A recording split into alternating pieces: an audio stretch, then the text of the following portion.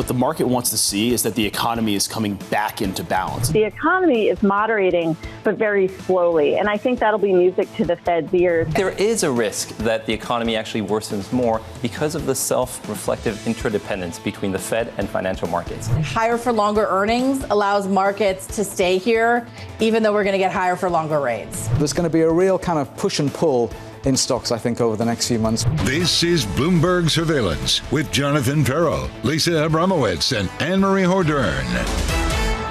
Good morning. Are we there yet? This is Bloomberg Surveillance on Bloomberg Television for our audience worldwide. Anne-Marie Hordern, Danny Berger, myself, John Farrell will be off next week. Are we there yet? I am not talking about the end of the week, although you can interpret it however you like.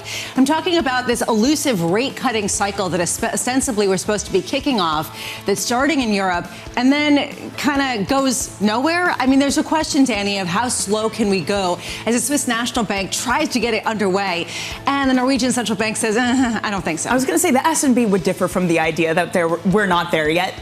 The strong dollar be damned. I mean, they are willing to cut, even though the Swissy is down by 0.6%. So the cutting cycle is only starting for those who have the chutzpah to have their currency weaken.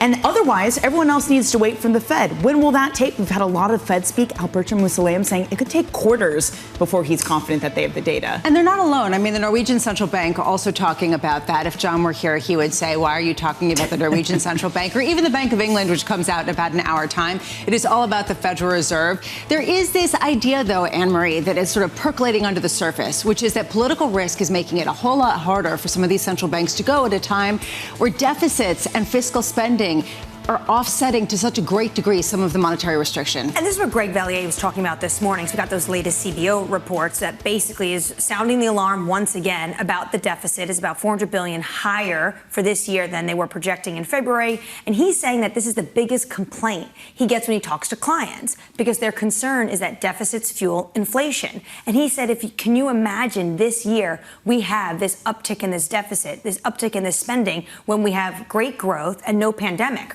What would it look like if we were in a downturn? And this is the reason why people are concerned about the fiscal response to that. Although I have to say, Anne-Marie, people have been talking about this for quite a while.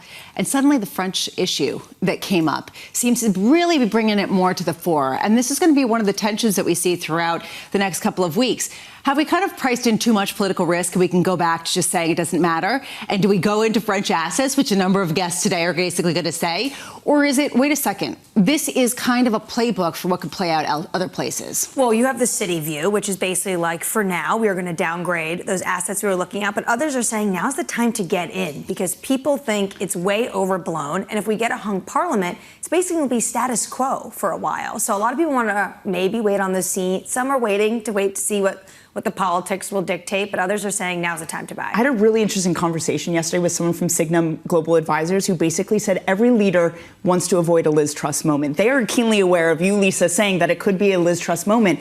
And because of that reason, they're actually likely to be more moderate. Le Pen is likely to be more moderate when she comes into office because she knows that a politician's career can be short-lived if the bond vigilantes come out for them. Look what Liz Truss has done for, fiscal policy. Her lasting globally. Legacy. Okay, maybe. We'll see. TBD. There is this issue about whether any of this matters. At the end of the day, if a chip maker got to keep on chip making and NVIDIA can keep on creating record highs and just shooting to the moon, becoming the biggest stock, the biggest, most highly valued name in this nation. Danny, I don't want to say that I'm hearing more bubble talk because that seems sort of histrionic, but there are more people starting to question it a little bit more. It's just uncomfortable when you've had an S&P rally for the past 4 weeks and the rest of the market, the majority of the market has been down. That's something that's only happened 4 times since 1990. I think just the data, the superlatives that are coming out make it very uncomfortable because all you need to do is look at a Cisco if you want a longer dated historical example of where that goes wrong, or even Intel. I mean, a chip maker whose AI plans are not panning out. If you get this a little bit wrong, the market will punish you. You talk about it's uncomfortable. Barclays this morning, and Dan, I know you saw this notice calling about it reluctant longs. it feels uncomfortable at some of these to be a little bit long. And when you bring up Cisco, there was this Wall Street Journal story saying basically the last time that a big provider of computing infrastructure was the most valuable U.S. company was, you got it, March 2000, a pretty uncomfortable year. And that was the networking equipment company Cisco at the height of the dot-com bubble. State of play, are we headed for 32 in terms of record highs this year on the S&P, trying to get that bump up 0.4%, 5582. To think that people who called for 5,500 in the S&P were overly bullish, we are past that. They would be talking about declines by year end if their target for the S&P is 5,500.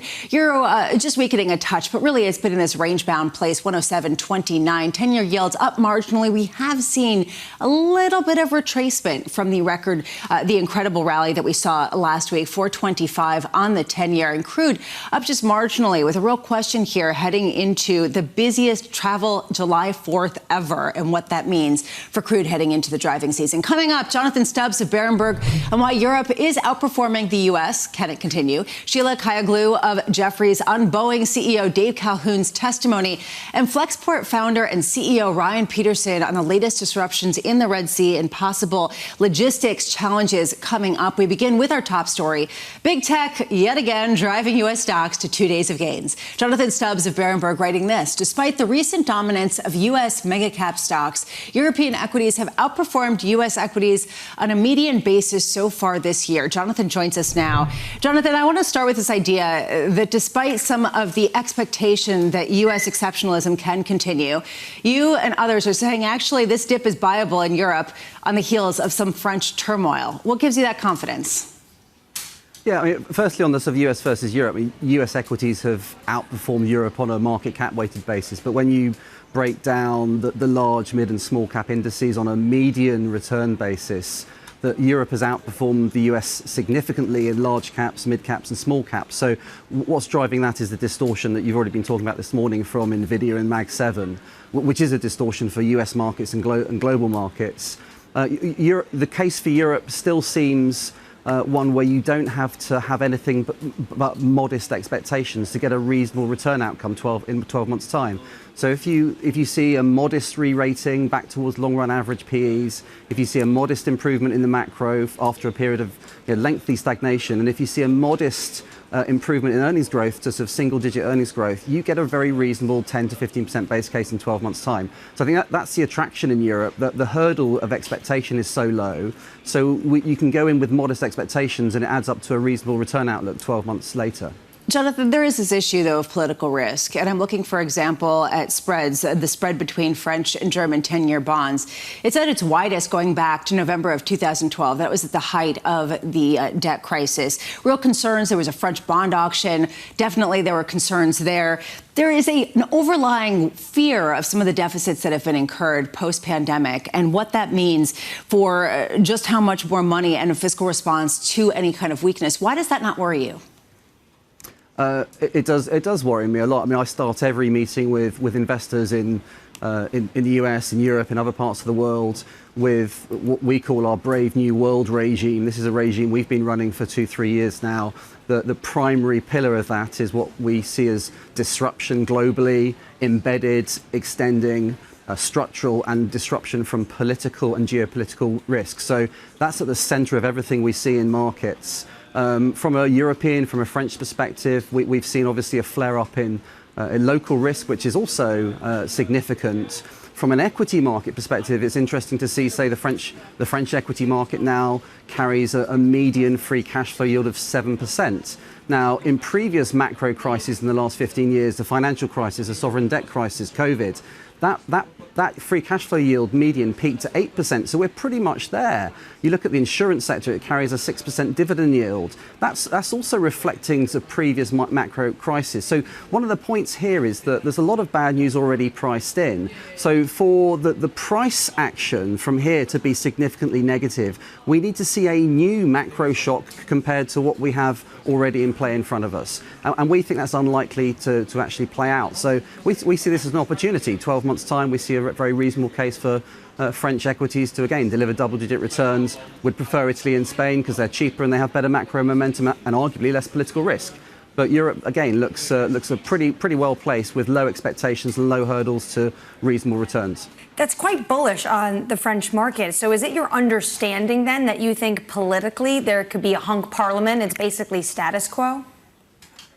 Yeah, I mean, sometimes political paralysis, which is at this point a very likely outcome with Macron as president, but with very little control in the House. That paralysis historically, again, doesn't tend to sort of lead automatically to a negative macro outcome. So we think that the damage that can be done economically from what will play out in front of us over the next few weeks in France politically is going to be quite limited and doesn't change the gradual improvement story that we expect. Again, modest recovery from 18 months, 2 years of stagnation in France and the rest of Europe. So politics carries risks for sure. We have to engage with it for sure. But I don't think it derails this modest improvement path, and that's all European equities need to actually give them a chance of delivering these reasonable returns for investors over the next 12 months. The US has much higher hurdles to performance given a 21 times multiple. The US looks very stretched, so your assumptions have to be so much stronger, and that we think is harder to achieve on a 12-month basis. Jonathan, I was going to say, because I wanted to take the other side of this trade, because a lot of investors have said because of the political instability of Europe, they want to buy US, that it strengthens American exceptionalism. So are we too sanguine on American equity, and let's be honest, NVIDIA being a haven right now? Well, what do we have as the pillars of our investments of toolkits? I mean, we have valuation, we have technicals, we have fundamentals. Valuation on most measures, whether it's NVIDIA on sort of 45 times forward earnings, whether it's the Mag 7 group, the technology group, the US market itself. We're not necessarily at peak bubble levels, but there's definitely sort of a whiff of bubble about it in terms of valuation. Technicals, very briefly, look at Nasdaq's RSI. It's above 80. It's the highest level it's been in over 5 years. It was at 30 in April. So we got this sort of trading technical buy signal in April before we've just had this ramp up. So perhaps we should respect the technicals here as well. And then we're not pricing much for risk. So I see it as this, pretty full valuation, technicals at risk, and we're not pricing risk into the market or into particular stocks. So I think this is a time where we like to get consolidation. We have to sort of try and protect what we have. And we would be looking to sort of run broader exposure and some protection strategies at this point. We've written a lot about that and sort of published that in our research. Jonathan, just to put a bow on that, is NVIDIA a reason not to buy the US?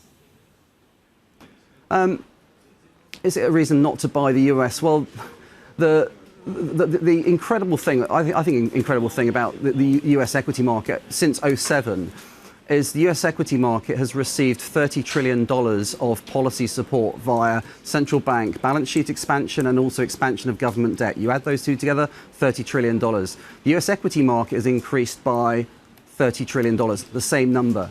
So the US has led the way over the last 15 years in providing combined policy support into the market and is expected to do so over the next 5 years. The government debt in the US is running $2.5 trillion up every year. So there's another $10 to $15 trillion effectively of support coming through that channel. I think it's hard to bet against the US longer term, but over the next 12 months, I can see why investors should look to have a more balanced portfolio between US and non-US equity markets. That's what we're seeing beneath the surface when you strip out the NVIDIA and the Mag 7 effect. That's already happening, but it's just distorted by the exceptional performance that we're seeing at the top end of the market cap scale in the US. Jonathan Stubbs of Berenberg, thank you so much for being with us. Really provocative and interesting way to start the day. Right now, let's get you an update on stories elsewhere this morning. Here is your Bloomberg Brief with Yahaira Hackes. Yahaira. Hi, Lisa. U.S. intelligence agencies say Chinese leaders have no clear preference between President Joe Biden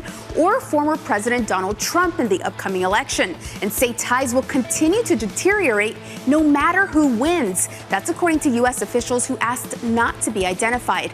Chinese officials think a second Trump administration could mean unpredictable policymaking and new anti-China measures, while Biden could look to strengthen partnerships to push back against Chinese influence in the region.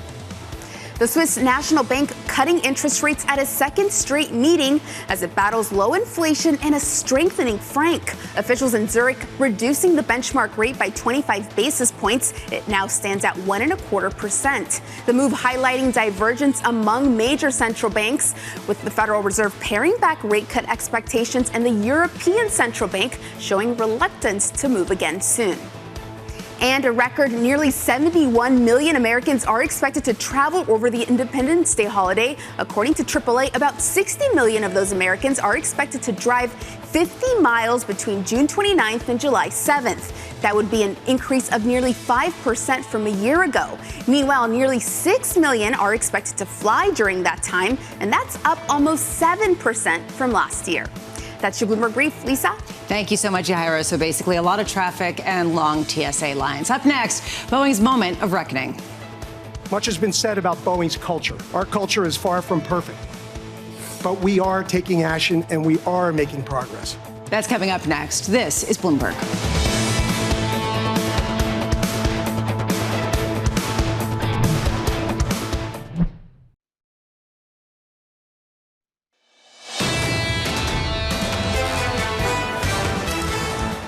Welcome back. This is Bloomberg Surveillance, trying to eke out a 32nd record high for 2024 as we look at futures poised upward about 0.4%. So I got to say, Danny, on Tuesday we got another record high, but it felt like it was a cheat. It was up about 0.25%. It was kind of limping across the line with NVIDIA just basically pulling everyone along with it. Does that count? I don't know. It doesn't seem like a particularly bullish market. You know what I mean? It's like, okay, we kind of buy NVIDIA a little bit. I'm worried about the robots, Lisa, not taking our jobs, which I know we'll discuss that later in the show.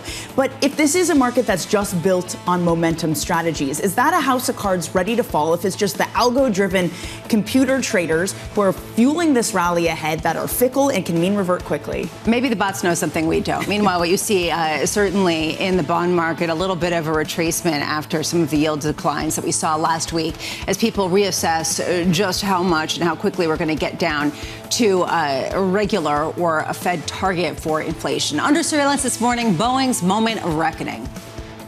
Much has been said about Boeing's culture. We've heard those concerns loud and clear. Our culture is far from perfect, but we are taking action and we are making progress. We understand the gravity, and we're committed to moving forward with transparency and accountability. Here's the latest. Families of the victims of two Boeing 737 MAX crashes asking the Justice Department to fine Boeing almost $25 billion, calling it the, quote, deadliest corporate crime in U.S. history. It comes after the company's CEO, Dave Calhoun, faced grilling from U.S. senators over Boeing's safety culture. Sheila Kahyaoglu of Jeffries joining us now. Sheila, before we get into the Boeing issues, we just talked about how there's going to be a record amount of travel coming up at the July 4th weekend. Are you concerned about the safety of some of these planes that are older, that are being used as all of these questions swirl on Capitol Hill, and we wonder about air traffic controllers being up to speed and some of the long-term scars of the pandemic era? No, I'm not concerned. I think aircrafts are still safe. I'm more concerned about flying older aircraft longer. So I'm flying a 757 to Europe. You're not supposed to be flying those anymore to Europe. You're supposed to be flying new planes. And we're seeing delays, obviously, with the MAX and the 787 from Boeing now as well. So I'm not worried about safety overall. I'm just worried about aircraft staying in the fleet longer. And that's been our whole call, is play the aftermarket suppliers who are maintaining these planes, because they're the ones benefiting. And it seems like that's going to be ongoing, especially as Dave Calhoun didn't really point to a road forward. There still is sort of a discovery process, however many months later, rather than say, hey, this is our plan for how we're going to really evolve out of this. Do you think it's feasible for this government to fine Boeing $25 billion, given the fact that this nation depends on this company and needs it to revive, and so can't punish it that harshly if it threatens its fiscal sustainability? I think Boeing needs capital to survive to begin with, working capital to support its suppliers. It supports 170,000 employees. Each 787 has 2.5 million parts. So you have to support a whole supply chain. So to fine them $25 billion doesn't really make sense when you look at the prior fine of $2.5 billion. It really, it implies this fine could be about $1 billion. And obviously, Alaska was a lot smaller than the last two incidents in that there was no fatal incident involved. So I think that we can't find Boeing because they're already in trouble themselves. And I think that's exasperated in the fact that they can't find a new CEO. It's been about 3 months since Dave Calhoun said he's stepping down, and we don't have any successor. Sheila, what do you make of the CEO search? Where do you think they're going to look? Because it seems like the people they're trying to tap, according to Wall Street Journal reporting, are not interested in the job. Yeah, 1-800-Larry-Culp did not work this time around. And I think, there's a search firm out now, so it's official. We've brought it down to 2 candidates, Pat Shanahan and Stephanie Pope, who are both internally involved. And I think that's what we hear a lot of. Somebody internal or that's touched Boeing in some way needs to become involved because an outsider can't fix it right away. And then you have the next successor come in 3 years after this interim period. When Dave Calhoun was talking to lawmakers, he was asked, have you spoken to these whistleblowers, which is why we know so much information of really the chaos that's happening in this company? And he said, no, but maybe it's a good idea. Do you think that as they deal with these crisis after crisis, as they deal with all these issues, that they are leaving no rock unturned? Because it feels like they almost are. Yeah, I found the testimony very dispiriting. It was, it's a broken culture and beating down on it won't help. I do see his point that he can't necessarily speak to every one of his employees, but I think that was an ongoing theme, that there needs to be some element of personal touch with the employee base, whether it's monthly meetings or meeting whistleblowers, one-off. We get that a lot at Jeffries. Our CEO hosts plenty of one-off lunches, one-off dinners, and I think that personal communication with employees really builds a great culture. So I'm not one to speak, I'm not the CEO of Boeing, but I do think some of the comments there were helpful, but also impossible when you have such a big employee base, a supplier base, and a customer base you're supporting. Right, well, that's one thing that Boeing can do to fix the culture, as you say, talk to your employees. But do you see a clear path forward when it's day after day of issue, of old parts, of something going amiss? Dave Calhoun doesn't seem to be really communicating what it is. Is there a clear way to fix this? I think less bureaucracy as well. I don't know if what the Senate imposes, more paperwork, more processes will necessarily help. I think some of it could be that personalization element where people feel responsible or they're vested in the stock. If they have shares, we're going to see what happens with the union agreement. 20 to 30% of their employees are up for a contract renegotiation come September. So maybe the best way is to motivate people with funds forward and investing in their business. And that was one of the recurring themes. Post the pandemic, the labor force is much younger.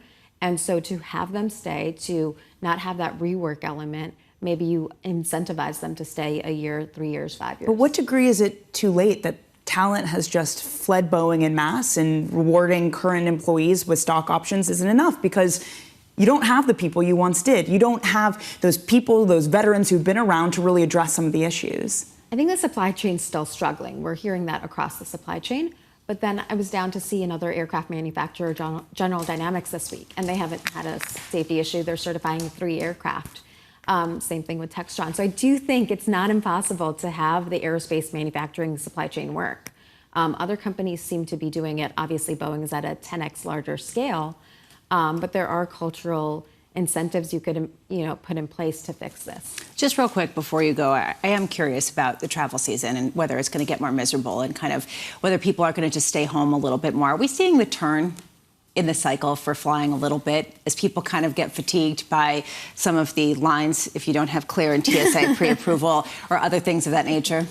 I think what's going to incentivize people, unfortunately for the airlines, is a lot of airlines are pouring lower pricing into the Latin American, Miami, Caribbean markets. And although capacity is up, pricing is down. And that's what we're watching for the U.S. carriers.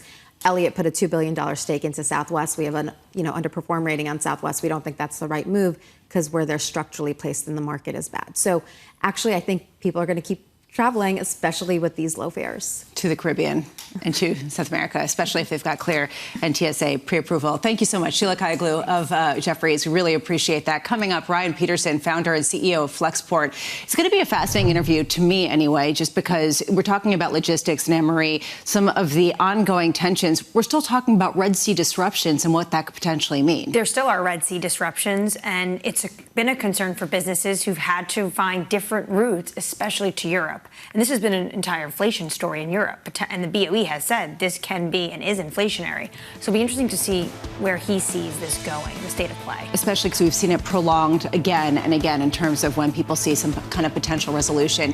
We are headed for another gains, possibly the 32nd record high on the S&P for 2024, gaining, building on those, up 0.4%. Bond yields up just marginally, about 3 basis points. This is Bloomberg.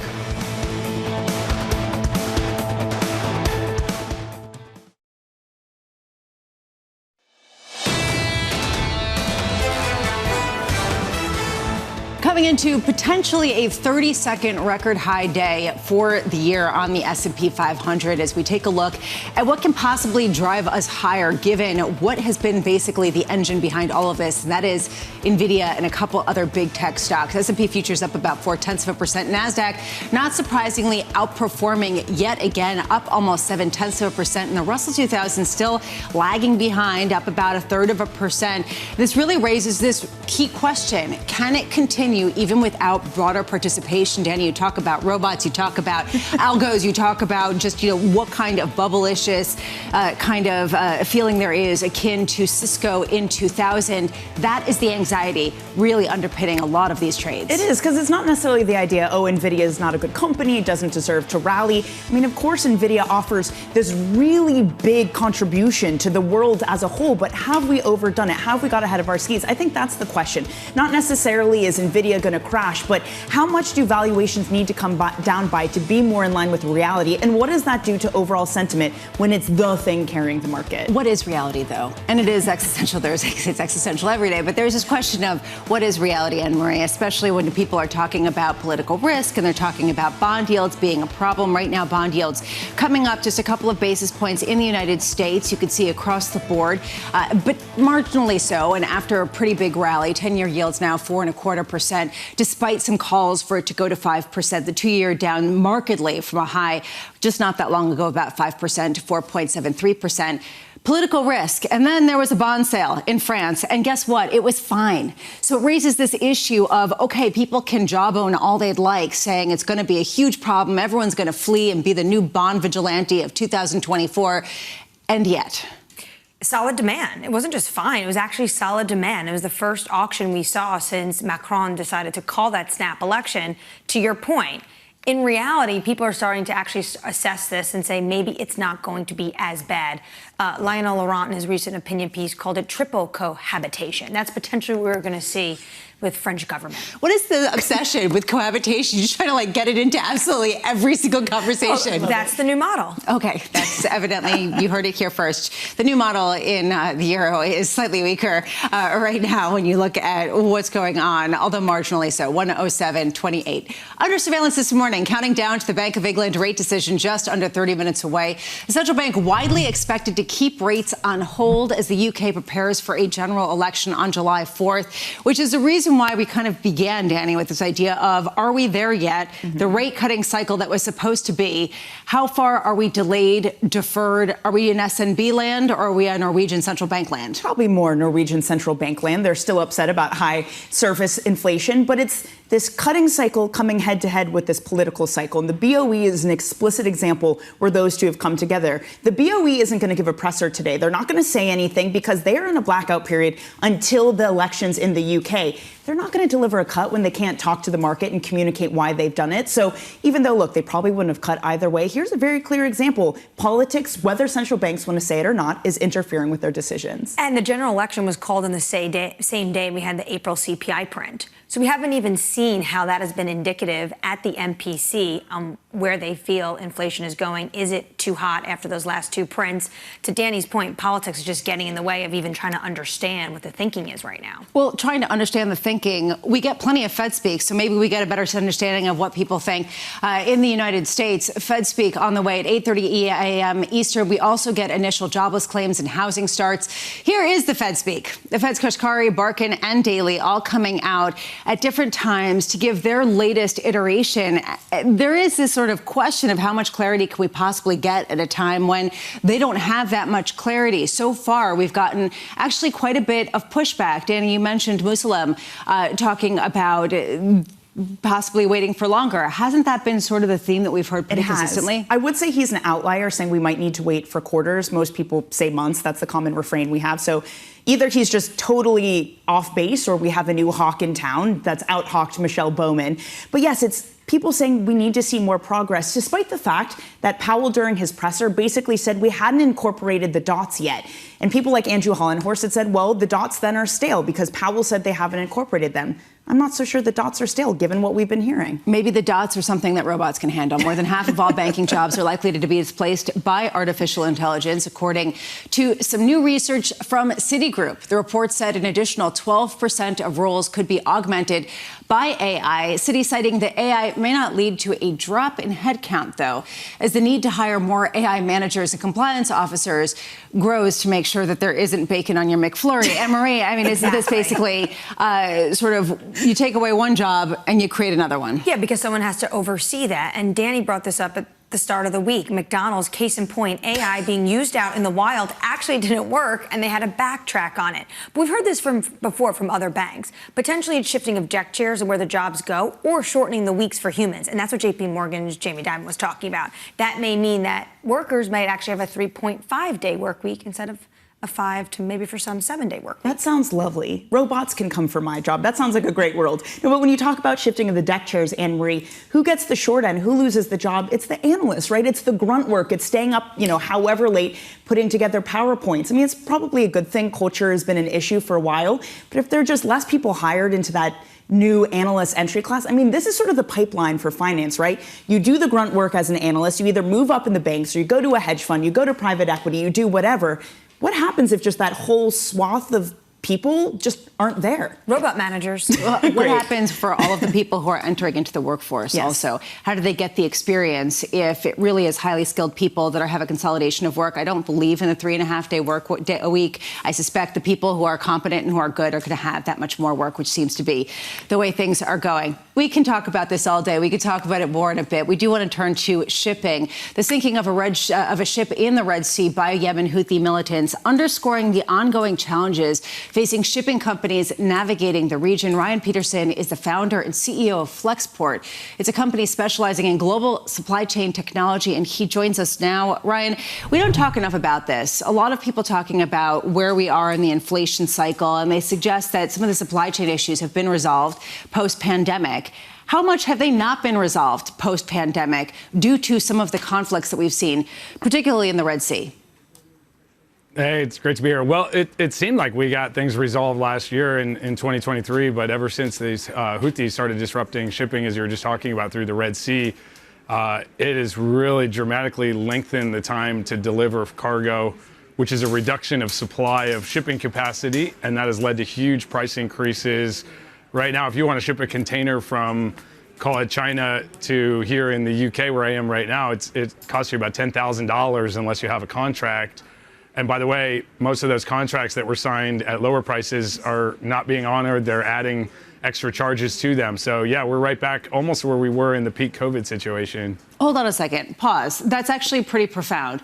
We're almost where we were at peak COVID. Are you saying that we have not yet seen the bulk of some of the price increases on goods tied to supply chain disruptions, akin to what we saw back then, because people haven't really maybe internalized some of the delays? Well, I'm not making a prediction about the future. I don't know if it's going to keep going up. And during COVID, we got where we are now, and then it just kept going and going and going. Right now, there's a lot of extra ships in the order books. These ocean carriers on the container shipping side ordered just a ton of more container ships. We're seeing about a 30% increase in the shipping capacity, the container shipping capacity for the world. And that's going to come online throughout the balance of this year, next year, and into 2026. So because there's so much more supply, people feel like, hey, after the next few months, we get through this current demand surge, then there's going to be enough supply and prices will come back down. We didn't have that in COVID, but we're kind of in those early days of COVID. I mean, $10,000 containers is something that we never saw until COVID for the last, really since the invention of the shipping container. How concerned is the shipping world with the Red Sea right now? Oh, I mean, it's on everybody's mind. It's causing delays in getting cargo delivered, in addition to the price. And delays mean you lose sales. You miss holiday season, or you miss some planning, and not just the Christmas holiday season, but we have Mother's Day, there's all these other holidays, and if your cargo doesn't arrive on time, you may not sell it. You've got seasonal goods or just customers waiting for an order, and you might lose that order to someone else who did a better job planning or understood better. And that's where technology can come in, is give people visibility. When is stuff going to arrive? How do you plan it? How do you coordinate it? When you see a morning like today and you see a coal carrier being sunk in the Red Sea and you see rates going higher, can you project how much higher they're going to go? I can't. If you could, you'd probably work in Wall Street in a hedge fund doing something else. We try to be ready for whatever the world throws at us. It's crazy to see the video footage of that ship getting sunk. Most of the container shipping lines are going around the Cape of Good Hope. They're not braving the Red Sea as that ship did. So we sort of have a little bit more predictability about when stuff's going to arrive and what's going to happen. But it's just very hard to know. You're talking about demand and supply, and there's a lot of factors pulling demand forward. People buying more stuff now to get it in before tariffs hit. We've got a potential strike on the East Coast of the United States, and companies are trying to get cargo in before that hits. And then just if prices are going up, you should try to ship stuff as soon as you can, which leads to a cycle which causes prices to go up. So there's a lot of compound factors that make prediction really, really hard. But as you say, Ryan, I mean, we're nearing some of the levels we saw during COVID. What scars do we still have from that period? Is there anything that shippers, importers, what have you learned that's changed behavior this time around in a time of tension? Yeah, you know, during COVID, it was really unprecedented. It never happened before, and people were not prepared. When the price went way up and carriers said, hey, I'm not honoring this contract, the price has gone way up, you have to pay this higher price, people got very emotional, very upset. If the same thing happens now, they just remember, oh, that's how this works. The other thing that happened is a lot of ocean carriers signed long-term deals during COVID, long-term meaning 2 or 3 years, at a price somewhere in the middle. Like the market price was $15,000, normal price is $2,000. They said, hey, I'll do it for you for $5,000, but you have to agree to pay that for 2-3 years. Almost no company in year 2 continued to pay. They all came back and said, no, we want to go back down to the lower market price. And so these carriers remember that too. So it's a two-way street, and ocean carriers are saying, hey, you didn't pay the higher, you weren't willing to pay above market price. So now you have to pay at the market price. So I'm not giving you a discount. And I think that's fair, actually. So, okay, some of that's still ongoing then from COVID. But I can't help but wonder, Ryan, you talk about the other disruptions that shippers are trying to get ahead of: labor issues, strikes, tariffs. I know you're likely to tell us you're not in the business of making predictions, but I want you to try. Should those things come to fruition, should we get continued Red Sea attacks, plus tariffs, plus labor disruptions, how bad could it get? Yeah, I mean, the one that could get really bad is the ILA. That's the union that operates the ports on the East Coast of the United States. Their contract ends September 31st. So if they were to not strike a deal, and just a couple of weeks ago they called off negotiations, trying to learn more about the automation strategies of these port terminals and ocean carriers. They don't want to see robotic ports. They don't want to have their jobs impacted. If they were to go on strike and you couldn't import a container through the East Coast, it would definitely create massive chaos. You'd have to move all cargo into the U.S. through the West Coast. It's not just the East Coast, by the way, it's the Gulf Coast as well that the ILA operates on. You'd have to move all the cargo through the West Coast. Those ports would be congested. Those ships would all be full. By the way, you can't just reroute a ship from the East Coast to the West Coast. The West Coast Union won't unload a ship that was meant to go to the East Coast out of solidarity. So you would see prices probably exceeding what you saw during COVID, and supply chain transit times be even worse. So that's probably the big outlier, worst case scenario. Hopefully, the September 31st is what, 30 days before the election, 34 days or something. So hopefully the government and Biden administration kind of at least would want to hold it off until after the election. It seems like it could be a real problem for them. The other things, tariffs, et cetera, we've seen a lot of that before. Might actually, reduce demand, which would cause price of shipping to come down. Bad for the economy. I'm not sure it'd be bad for the price of shipping. It would probably help companies that are moving goods, especially if their goods aren't hit by these tariffs.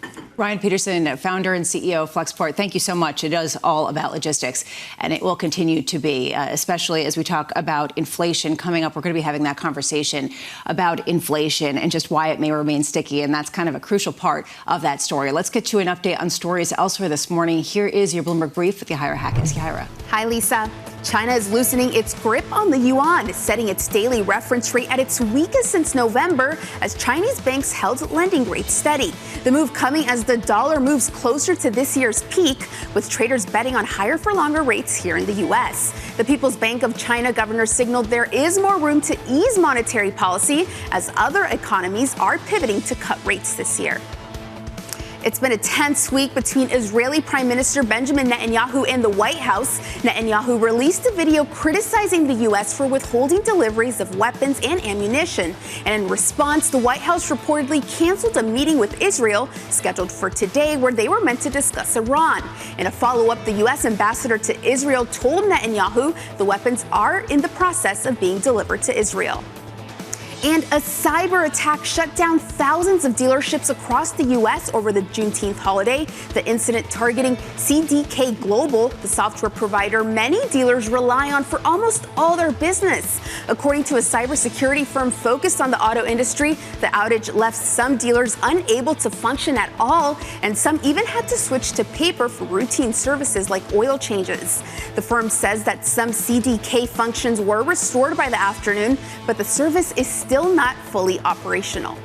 That's your Bloomberg Brief. Lisa? Thank you so much, Yahaira. Up next, decision day for the Bank of England. The bank has to say on a forward-looking view that inflation is likely to pick back up and therefore it is unlikely to go on a big cutting cycle. That's coming up next. This is Bloomberg.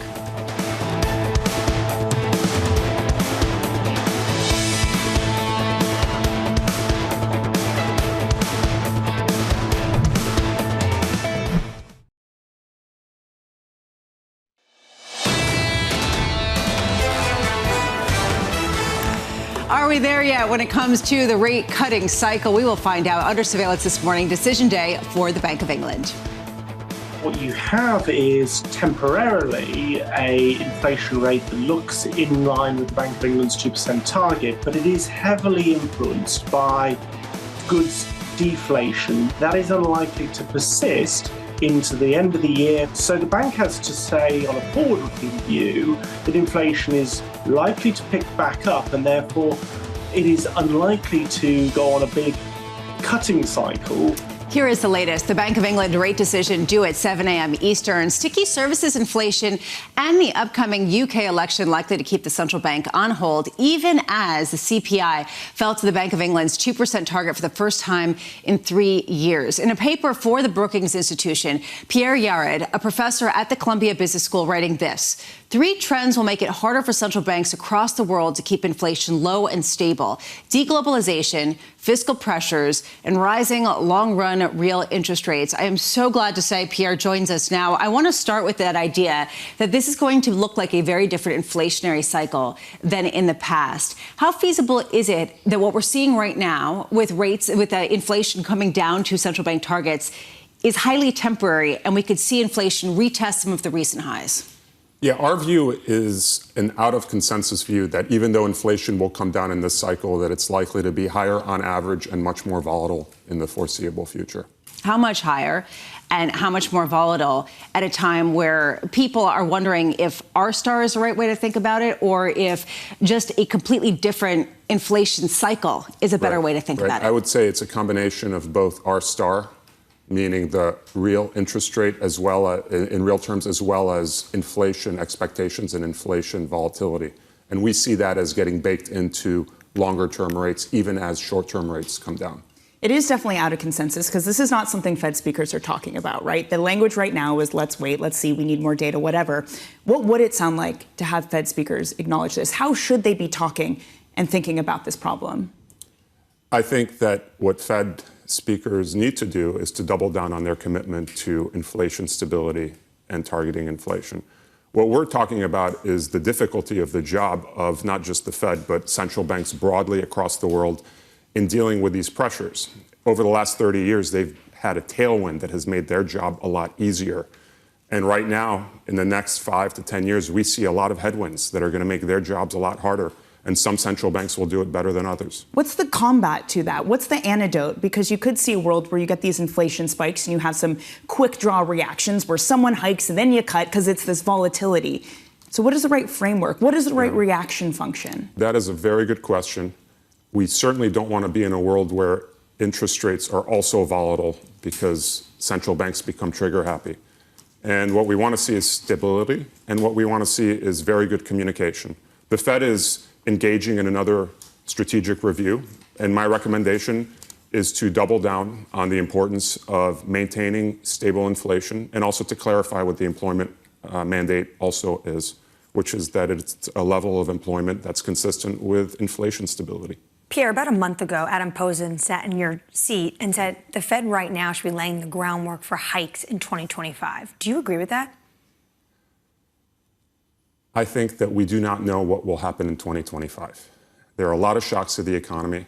I do think that the Fed should remain flexible, and it should make it very clear that it can cut or it can hike, and that really depends on the data that it sees.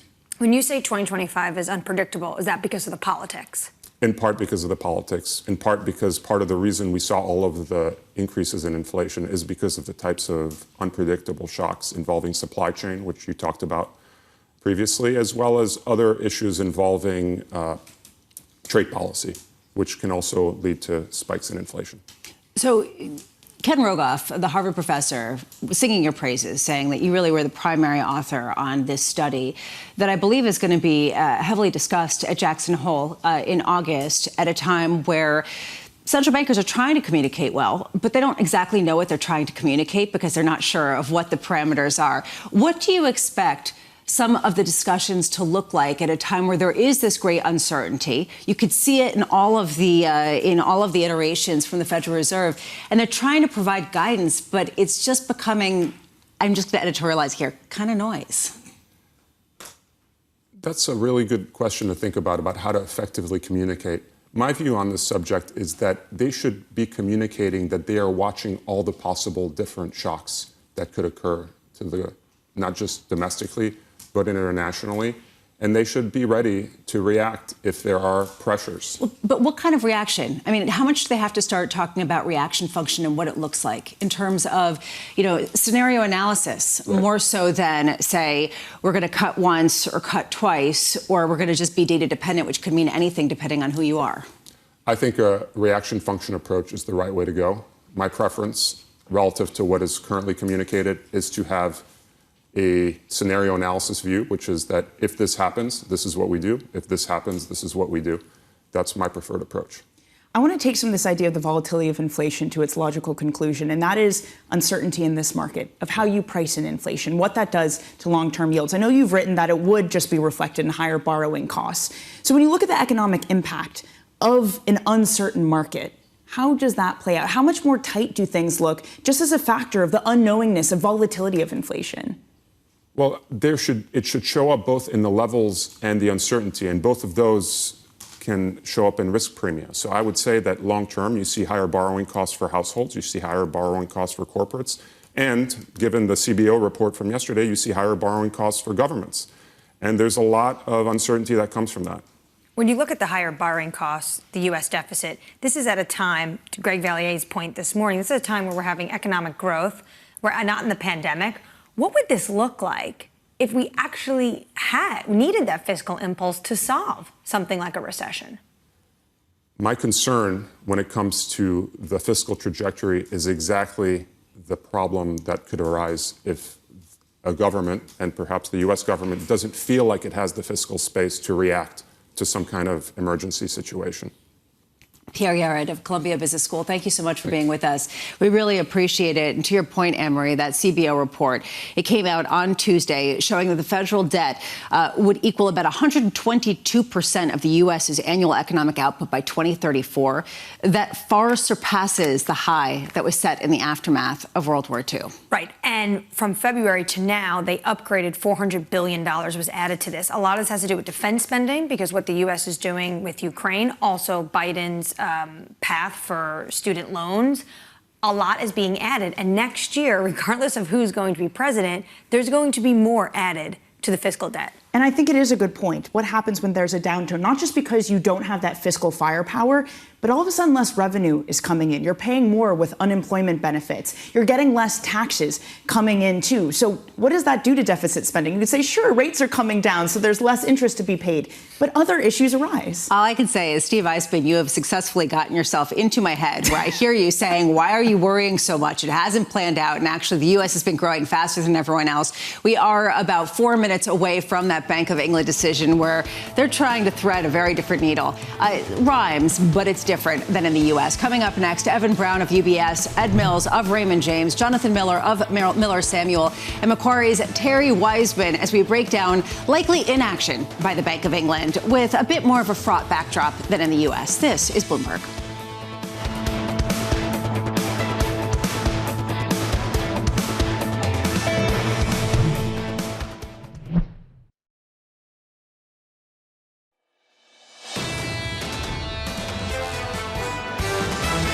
The economy seems to be doing well. The data, while mixed, still seems to be showing strong enough. I think the bull trend continues. It may feel choppy. We may get a pause here in these early summer months. If you look at the markets right now, there's no breadth, and clearly there are some real concentration risks. We have to recognize what extreme optimism is built in to the economic outlook that markets see. If we were to begin to see a series of hotter data prints, I think that's what would cause the market a bit of concern. This is Bloomberg Surveillance with Jonathan Ferro, Lisa Abramowitz, and Anne-Marie Hordern.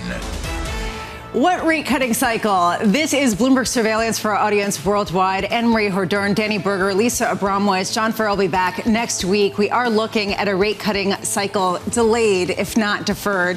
We talk about what's going on. The Bank of England just now decided, not unexpectedly, to hold rates where they were at 5.25%. And it just has kind of hammered home this point that we keep talking about, which is we keep thinking this is going to get started. The SNB, Swiss National Bank, is saying, let's go. And everyone else is like, we just aren't sure, Danny. Well, some of the confusion is in the language we're hearing from central bankers themselves. Of course, we won't literally hear from the BOE today because of the election. They're in a blackout period. But looking at this, BOE notes upside news on service inflation, weak core goods. But in the same breath says some downplayed the threat from services CPI and the wage hikes. So even they can't get it together. Even they don't have a clear message that makes us confused and makes us wonder, when is this cutting cycle beginning? Well, and Andrew Bailey, the head of the Bank of England, saying that they need to be sure inflation will stay low. This is a whole question on confidence. We'll get to Lizzie Burden in just a moment to break down all of the headlines. At the time when it basically came in as expected, a 7-2 split vote, which is what people were broadly looking for. But this comes at a time, and Anne-Marie, this is really the key issue that we see the Bank of England also grappling with. We're sort of staring into the sun, as Lori Calvasina says, when it comes to some of the geopolitical risks, the internal political risk. Central bankers want to say it doesn't matter, but it's very hard to say that when ultimately who gets elected will really have a big influence on the fiscal overhang and what the deficit looks like. Absolutely. And they're coming out today saying the timing of the election, the UK election, which is going to be July 4th, didn't interfere with their decision today. They said it wasn't relevant. I think that's a little bit hard to believe, because to say that political election is not going to take up space in this debate on when the trajectory of the country feels fraught and difficult. But it's the same debate people are having here in the United States, but even some saying potentially we'll get a rate cut this day after the U.S. presidential election. Which all goes into what the sort of unknowns are. Right now, we're looking at markets that were expecting this decision and are little change. We're looking at it, although the pound is a little bit weaker on the heels of this. S&P futures still up 0.4%. The euro around the same where it was before, 107.28. 10-year yields up just about 2 basis points, 4.25. Rounded up, and crude just marginally higher as we head into a driving season. Coming up, Evan Brown on UBS on the Bank of England decision and why he may like England and the European Union more than the U.S. Ed Mills of Raymond James with the first presidential debate 1 week away, and Jonathan Miller of Miller Samuel on the state of the U.S. housing market. Lizzie Burden of Bloomberg has been parsing through all of the headlines. Lizzie, with the Bank of England, what stood out? Well, it's interesting, as Anne-Marie commented, that they felt the need to say this was nothing to do with the politics. Indeed, we haven't had any speakers from the Monetary Policy Committee since that snap election was called, and you can imagine the optics of cutting for the first time during the election campaign. It would look as if the old lady of Threadneedle Street was giving Rishi Sunak a helping hand. Whether it would work or not is another question. But as they say, it's not political. I would just look back at history, though. In 2019, during the campaign, you had 2 of the Monetary Policy Committee voting to cut regardless of the campaign. And there's also an argument, isn't there, that opting not to cut could be a political decision. But let's put the politics aside, because there were other factors here at play. We had that services inflation reading yesterday coming in unexpectedly hot. And there was this vision on the committee about how to interpret that as well. You had some members actually seeing a risk from second round effects from this services inflation, others actually playing down the threat from services CPI. So that's interesting. And the final thing I'd note, Lisa, is you had the same vote split as last time, 7-2, the 2 dissenters who want to cut now being Dave Ramsden and Swati Dhingra. But I'm looking ahead to the next meeting. Ben Broadbent, the Deputy Governor, has voted today for the last time. Next time he'll be replaced by Claire Lombardelli. She's thought to be more hawkish. So do we actually get a different dynamic on the MPC? For now, Lizzie, this market is interpreting it as dovish. I'm not really sure how, since all we've gotten is a few statements, and some, as you point out, are contradictory. Sterling down about 0.25%. Traders are adding on to the rate cut bets at this moment, pricing just under 50 basis points of cuts this year. But Lizzie, we are a long way away from the Andrew Bailey of the start of the year, who said we're turning a corner, and that corner never came. When you talk about the vote split, 7-2, how far away does this MPC seem from being willing to cut?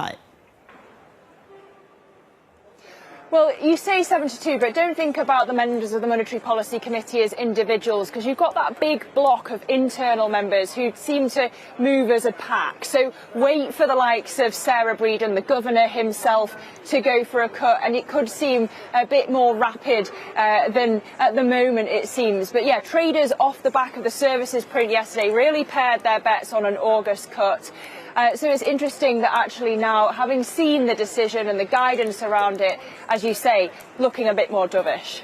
Lizzie Burden, thank you so much. Great work, as always. We'll be catching up with you as we parse through this, because it does matter. Ultimately, the Bank of England is dealing with a lot of the same issues that the United States, that the Federal Reserve is, and many other central banks. And it raises the question of, to your point, Anne-Marie, how much do they have to basically say we're not be letting politics affect us, because they have to kind of factor that in? And how much are we looking at is something of a split decision with confusing results in markets? Evan Brown of UBS joining us now to give us some clarity. Evan, what do you make of the Bank of England decision, not just for England, but just more broadly on some of the tensions right now among central banks? A lot of tensions with central banks. I mean, services inflation in the UK just staying very sticky. That makes it tricky. But at the same time, you're seeing employment weaken. I think in the end, they'll come down to concerns about the labor market and see that as first, and inflation more as a lagging indicator. So they hold off for a little bit. Same with the Fed. You know, they're not jumping right in like the ECB did. But ultimately, their next up is an ease. It may happen in August. It may happen in November. I think for global markets, that doesn't matter that much. But at least we know that, you know, we're heading in the right direction on inflation. And I think that's you know, a decent environment for gilts going forward. The rate cutting cycle strikes me as an old car that's been left out for too long, and you're trying to start it, and it's kind of trying to crank up, and it just never quite gets there as quickly as you would like. How can you be bullish on assets in Europe after a lot of people were saying that the argument would be a rate cutting cycle that would be more aggressive than in the United States? And now people are questioning whether that's actually the case, given some of the challenges that you were just talking about. Yeah, so our optimism on Europe is actually less based on the rate cutting cycle. I think that's a positive, but it's more about just really what's an organic recovery happening in Europe. That you have had inflation fall reasonably fast. You do have real incomes improving. You do have global manufacturing picking up, and then the rate cuts are kind of the icing on the cake. That's how I'd see it in Europe. So, and I think that's still the case. We've got obviously some political noise, and you know, Macron calling a presidential or calling for an election was not on my bingo card on you know, ahead of the EU elections. But in general, I think the macro fundamentals went out, and we're still positive on Europe here. You called it election noise? Is it that? Is the politics just noise at this point? I think when we take a step back, work backward, right? What do we really worry about when we look at these, more extreme parties taking hold? This is not 2011 or 2012. Whatever the outcome is, Le Pen wins an absolute majority. France is not leaving the Eurozone. That is not happening under any scenario. Now there might be a little bit more fiscal spending, and that might create some issues for business confidence and the like, but it doesn't stop the underlying, picture of an improving economy. And I think the French people in business, they're probably more worried about their star player Mbappe and being injured than they are, as we all are, right?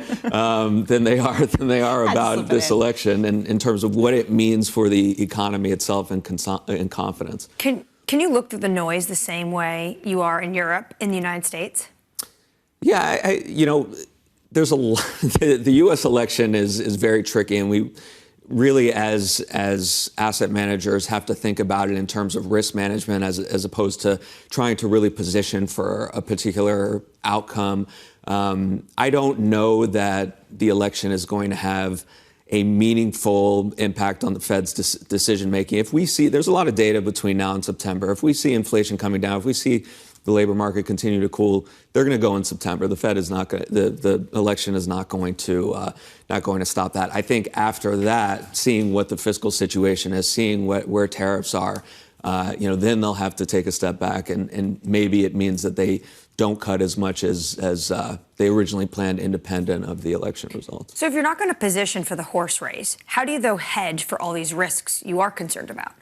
I think the dollar, it has been and remains the best risk for, or the best risk hedge for a lot of scenarios. And if you think of a broad equity bond portfolio, those moments where you get an inflation surprise or a concern about bond yields rising too much in the U.S., or now concern about Trump and tariffs or broader geopolitical uncertainty, it's always been the dollar that's been the most dependable hedge, and you just want that overlay, whether you're trading FX independently or whether you're just, as a U.S.-based investor, hedging your international exposure. When we talk about the deficit and this huge expansion that we see over the next 10 years, more than had been assumed from the ONS yesterday, there's this idea that essentially it means duration becomes less attractive, that yields have to go up in order to absorb that supply. But it's also a time now where there is demand for duration because we see the Fed cutting, we see the economy weaken. How do you see these two opposing forces?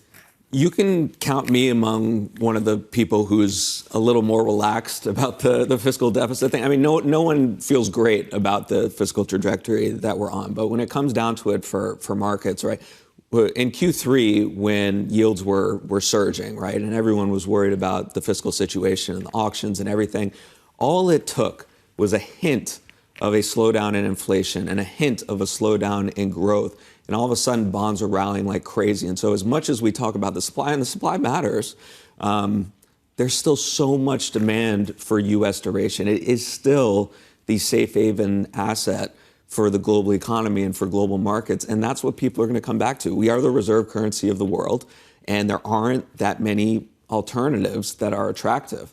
So, I think about the fiscal deficit. I'm aware. I know it's unsustainable. But in terms of this idea that bonds are going to just suddenly sell off like crazy because of fiscal concerns, I'm just not in that camp. It doesn't take into account the sheer demand for U.S. Treasuries. I love this. People who would talk about not being that concerned have to say, I care. Everyone cares. It's really a problem. It just, long term hasn't proven to be that much of an issue. You talk about relative expectations, and that's the reason why you see potential outperformance by Europe, because the expectations are lower than the U.S. We started this show with Jonathan Stubbs of Berenberg saying that one of the reasons why he also is more positive on Europe than the U.S. is because of NVIDIA. It's because there seems to be these sort of runaway trends that are making him nervous in terms of valuations. Do you agree that NVIDIA kind of makes the U.S. less appealing at this point, given where valuations have gotten? So I wouldn't say I like Europe more than the U.S. I'd say I like them both. You can't stand in the way of that freight train of mega cap tech. You just can't do it. It's a major structural theme, AI. These companies, the earnings power, the potential. No one really knows how transformative this technology is going to be, and I'm not smart enough to perfectly time when a certain mega cap company just absolutely hits its point where that's too much and it needs to correct. So I think you have to own U.S. equities and you have to own that theme.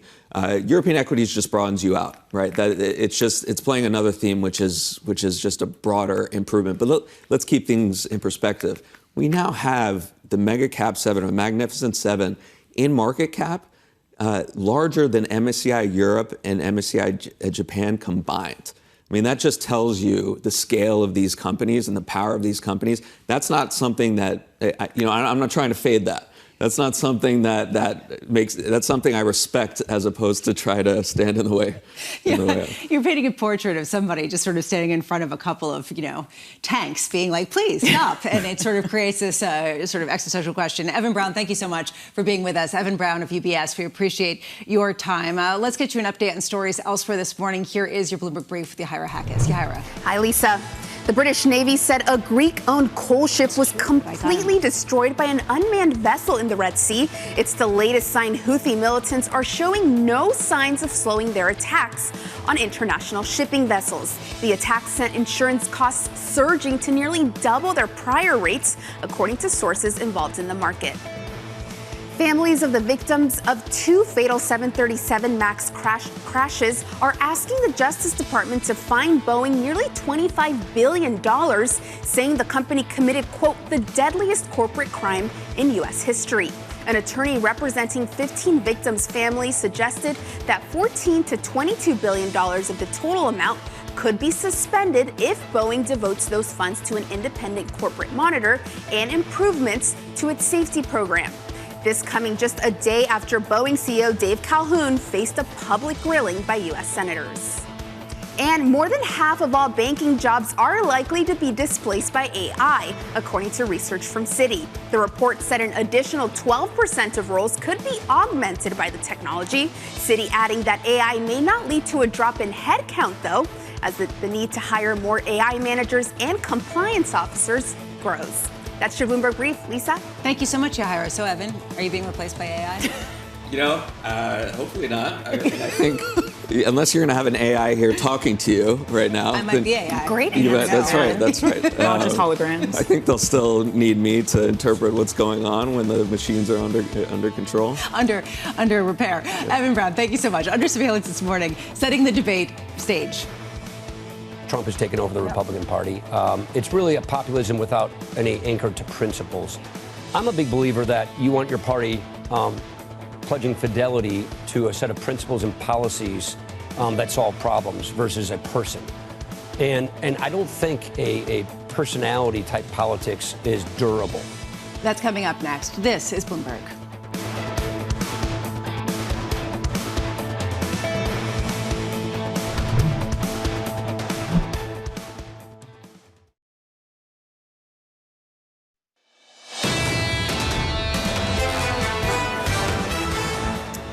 A little bit more than an hour until the 2 hours, until the open of trade. And we did get that Bank of England rate decision. It was widely expected, 7-2 to keep rates on hold at 5.25%. What you can see in markets, little change in the U.S., up about 0.4% on the S&P. Still yields just marginally higher, 4.24 in the United States. Over in England, this is being treated, as Danny said, as a dovish interpretation, as the Bank of England does hint at the potential readiness to cut later this year. More on that throughout the day. Under surveillance this morning, very much the focus on the United States, setting the debate stage. Trump has taken over the Republican Party. It's really a populism without any anchor to principles. I'm a big believer that you want your party pledging fidelity to a set of principles and policies that solve problems versus a person. And I don't think a personality type politics is durable. So I do think at the end of the day, our party, like we have in the past, will have a big discussion about what we stand for. What are our ideas? What are our principles? And who are the best people capable of carrying those ideas forward? Here's the latest. The first debate between President Biden and former President Trump about 1 week away, with many people speculating on who Trump will announce as his running mate. Ed Mills of Raymond James writing this. We have seen a renewed interest in the elections from clients and details on the future path of tax policy, immigration, and response to geopolitical events. They'll be closely watching for 2025 policy outcomes. I am so glad to hear that. Ed joins us now. That is what I want to talk about more than sort of the parlor game of exactly who is going to be where and who might do what ahead of the debate in order to prepare. Ed, when it comes to policy, we were just talking about the Bank of England and the fact that they did not cut rates, but they felt the need to come out and say, we don't want to take politics into consideration. How much are your clients taking politics into consideration with respect to deficits and what that will mean for the rate path going forward? Lisa, this is a huge issue because there's a lot of kind of knee-jerk reactions to who might be better for certain parts of policy. But one thing that we've been highlighting for clients at Raymond James is these twin fiscal cliffs that start as soon as January 1st of next year with the return of the debt limit and then the expiration of $4.6 trillion worth of taxes on December 31st. So I certainly think the market would have a reaction that if a Trump victory were to occur, it's more likely those taxes get extended. But, you know, when we talk about the Bank of England, one question I get a lot is, does the United States have a Liz Truss moment where there's a desire to do some of these things, but is there the ability to do that if there is that movement in treasuries? A growing question that I'm getting is who's more inflationary? And when we look at some of the Trump policies on taxes, on tariffs, on immigration, a continuation of some of the fiscal that has occurred under Biden, are we going to see a second wave, or is there going to be a debate about a second wave of inflation? And does that stop the Fed from cutting? And is it higher for longer there? These are going to be huge debates, not only this year, but throughout next year. But Ed, as you know, the president of the United States is not a king, and he will have to deal with Congress, whoever it is. And likely what it looks like is we can have a divided government. What does that mean for the rate of inflation? So, Anne-Marie, I think that's probably where we get the least amount of policy changes. But one of the things that we've been highlighting is that a preparation for a potential sweep is what clients need to do. So if I told you one thing the day after the election, you might know the rest of the story. If you woke up the day after the election and I told you Democrats maintain control of the Senate, that's probably a Democratic sweep, because especially with the tiebreaker, Biden's won re-election and the Democrats have probably taken over the House. If I told you the day after the election that Republicans defied odds and kept the House of Representatives, that's probably a Republican sweep. We give that about a 40% odds. So those two together are about a 2/3 probability. So preparing for the sweep and preparing for reconciliation, maybe changes to the filibuster, are the most prudent thing you can be doing right now as you think about the election and the impact on the market. When we think about the election, Fox News had a national survey out. For the first time ever, Biden is seen beating Trump head-to-head since October. What do you think the Biden administration needs to do to try to maintain a polling number like that, especially as they prepare for him to take the debate stage next week? Yeah, Anne-Marie, I think what the Biden campaign would say is exactly what Joe Biden has said for years, is don't compare me to the almighty, compare me to the alternative. And so as we look to the debate next week, what the Biden campaign wants is to make this a referendum about Donald Trump. If this is a referendum on Joe Biden is underwater in his favorability ratings. Only 25% of the country believes we're on the right track. Those are flashing warning signs for an incumbent seeking re-election. So to the more that they can move it over to that referendum, and then secondly, make sure that Biden can win in the swing states of Wisconsin, Michigan, and Pennsylvania. Because Biden can lose Georgia, Nevada, and Arizona and still have 270 electoral college votes. So it's that focus on that so-called blue wall, but also make sure that this is a shift over to Donald Trump. Ed Mills of Raymond James, thank you so much for taking that time. Thank you. Honestly, this is going to be one of the key issues, is exactly how this plays out. And Danny, to this point, I mean, even if you know who's going to be necessarily the candidate and who's going to actually win, How do you understand the policy trajectory from that? And then we're just in this vicious cycle where you have a Republican president come in who cuts taxes. You have a Democrat come in and they mostly leave those cuts in place or maybe extend it to the bottom 99%. You have a Republican come in and cuts taxes. It's this cycle that keeps going on and on. The question is what stops it? Is it a Liz Truss moment? Is it an economic downturn? So far, it doesn't seem like that moment of reckoning is on its way.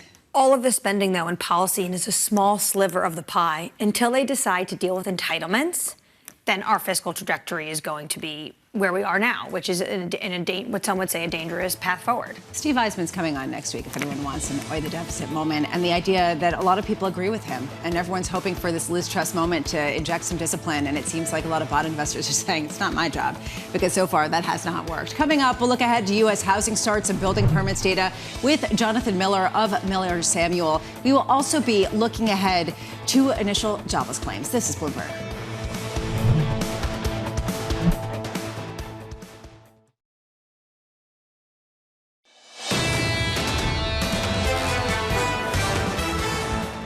About 2 hours to the open of the trading day as we take a look at markets trying to have a 32nd record high in the United States, still about up 0.4% on the S&P. It's just shocking to me. We're almost at 5,600. When you think about where we were at the beginning of this year, anyone who said 5,600 would have basically been laughed out of school, being like, what planet are you on? Now you have Ed Yardeni saying 6,000 and lots of people coalescing around him. The Y is in the NASDAQ 100, or the NVIDIA, which should be its own index, up 0.6%. That is the NASDAQ, not NVIDIA. As people take a look at big tech and the Russell 2000, guess what? It is underperforming yet again. Why? Because why not? It seems to be sort of damned if it does, damned if it doesn't, based on growth being problematic. Okay, that's not good, even if yields are lower. Yields too high, that's not good because they're highly leveraged. In the yield space, this is what I'm watching. Basically, coming off some of the earlier highs after the Bank of England decision with a more dovish tilt. They want to get started. They want to cut rates. Everyone wants to cut rates. Danny, we're seeing in the U.S. less than 2 basis points of an increase at a 10-year, 4.24%. Two-year yields up just about a basis point at 4.72. How long can it be before this is like Lucy with the football being pulled out, the rate hike that wasn't, which seems to be sort of the expectation everyone's been stringing along with all of the central banks from month to month to month? Central bank speak specifically in the U.S. is really not helping. Everybody just saying we need more months of data. If you're Alberta Muslim, it's more quarters of data.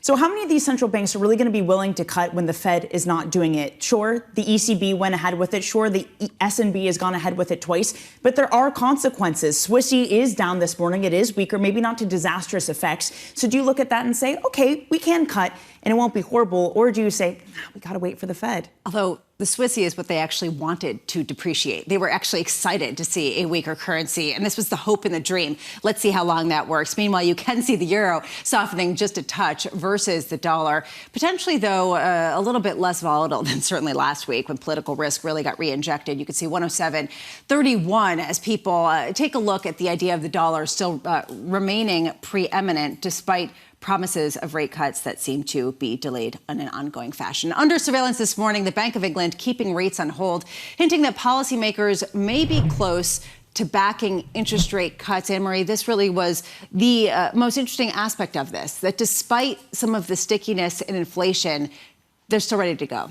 That's to Danny's point earlier, that this really was dovish when it came out. No one really thought they were going to make a move today, given the fact especially that, in a week and a half time, we're going to have a fresh UK election. But what you do see now is traders piling in that the bets for August are now starting to ramp up. So potentially, before the summer's over, we will see this cut out of the BOE. And that's sort of what people are betting on pretty much globally. Meanwhile, does it even matter? And this is really what we've been talking about. And Danny, you put it well, framing it versus Cisco, the AI rally powering on, led by NVIDIA. NVIDIA clinching the title of the world's most valuable company after overtaking Microsoft and Apple. Shares rising in pre-market trading. What a shocker. With the chipmakers set to add about $100 billion of market cap. Sort of blink an eye and you get another $100 billion. It's just sort of shocking. 3.4% because why not? Who's going to stand in the way of this freight train, as we were just hearing from Evan Brown? Danny, at a certain point, how much does this sort of diverge completely the U.S. market from all others and, frankly, from all rate-cutting discussion? I mean, the thing, though, is and I know you know this, it's not the U.S. market, it's literally NVIDIA diverging from everything. And the thing that I worry about is when you have other corporates looking at NVIDIA and saying the only way we can get this treatment from the market is if we become an AI company too. You see that with Dell, for example. They announced that they have some deal with NVIDIA to build an AI factory. Surely that can't end well. I'm not talking about for Dell specifically, not a call on them, but if you have all of these companies spending a huge amount of money, all of this capex on literally the same thing, they might discover they don't have the kind of moat that they have around their core businesses that they will on AI if they're all doing the same thing. Dan Ives, though, this morning, popping champagne for sure. He writes, the AI revolution starts with NVIDIA. In our view, the AI party's just getting started. At its 9 p.m. in a party going till 4 a.m. with the rest of the tech world now joining. The question I think we've been hearing from some people, though, and this nervousness they have, is what happens when the cops come to that party? Carrying that through, when was the last time that we saw a party of this nature? Again, we just go back to some of the parallels, and I think the Wall Street Journal putting this out over the weekend, I want to say yesterday, was telling. This idea the last time we saw this type of outperformance and that we saw an computing infrastructure company take the helm in this kind of way was Cisco in March of 2000. We know what happened after that. Investors, meanwhile, awaiting fresh U.S. data out in an hour's time. We'll get jobless claims, housing starts, and building permits. This comes after U.S. mortgage rates fell below 7% last week for the first time since March. If you did get a mortgage at 3%, you're probably thinking, at the same time, Lisa. the more that it drops, the more. Jonathan Miller of Miller Samuel writing this. When the Fed does cut, I suspect there will be an outsized pickup in sales, even with only a 25 basis point cut. Many would-be buyers have been waiting 2.5 years to see easing rates. Jonathan joins us now. This, to me, Jonathan, is really one of the most interesting questions, and I love having you on, as always. That there is this belief that when you cut rates, you can do so in a way that isn't going to reignite animal spirits. How much of a rate cut? You see only 25 basis points of a rate cut as reigniting a lot of interest in the housing market. So how does that factor into pricing and this idea that we can get a soft landing with rate cuts given the backdrop that we have right now?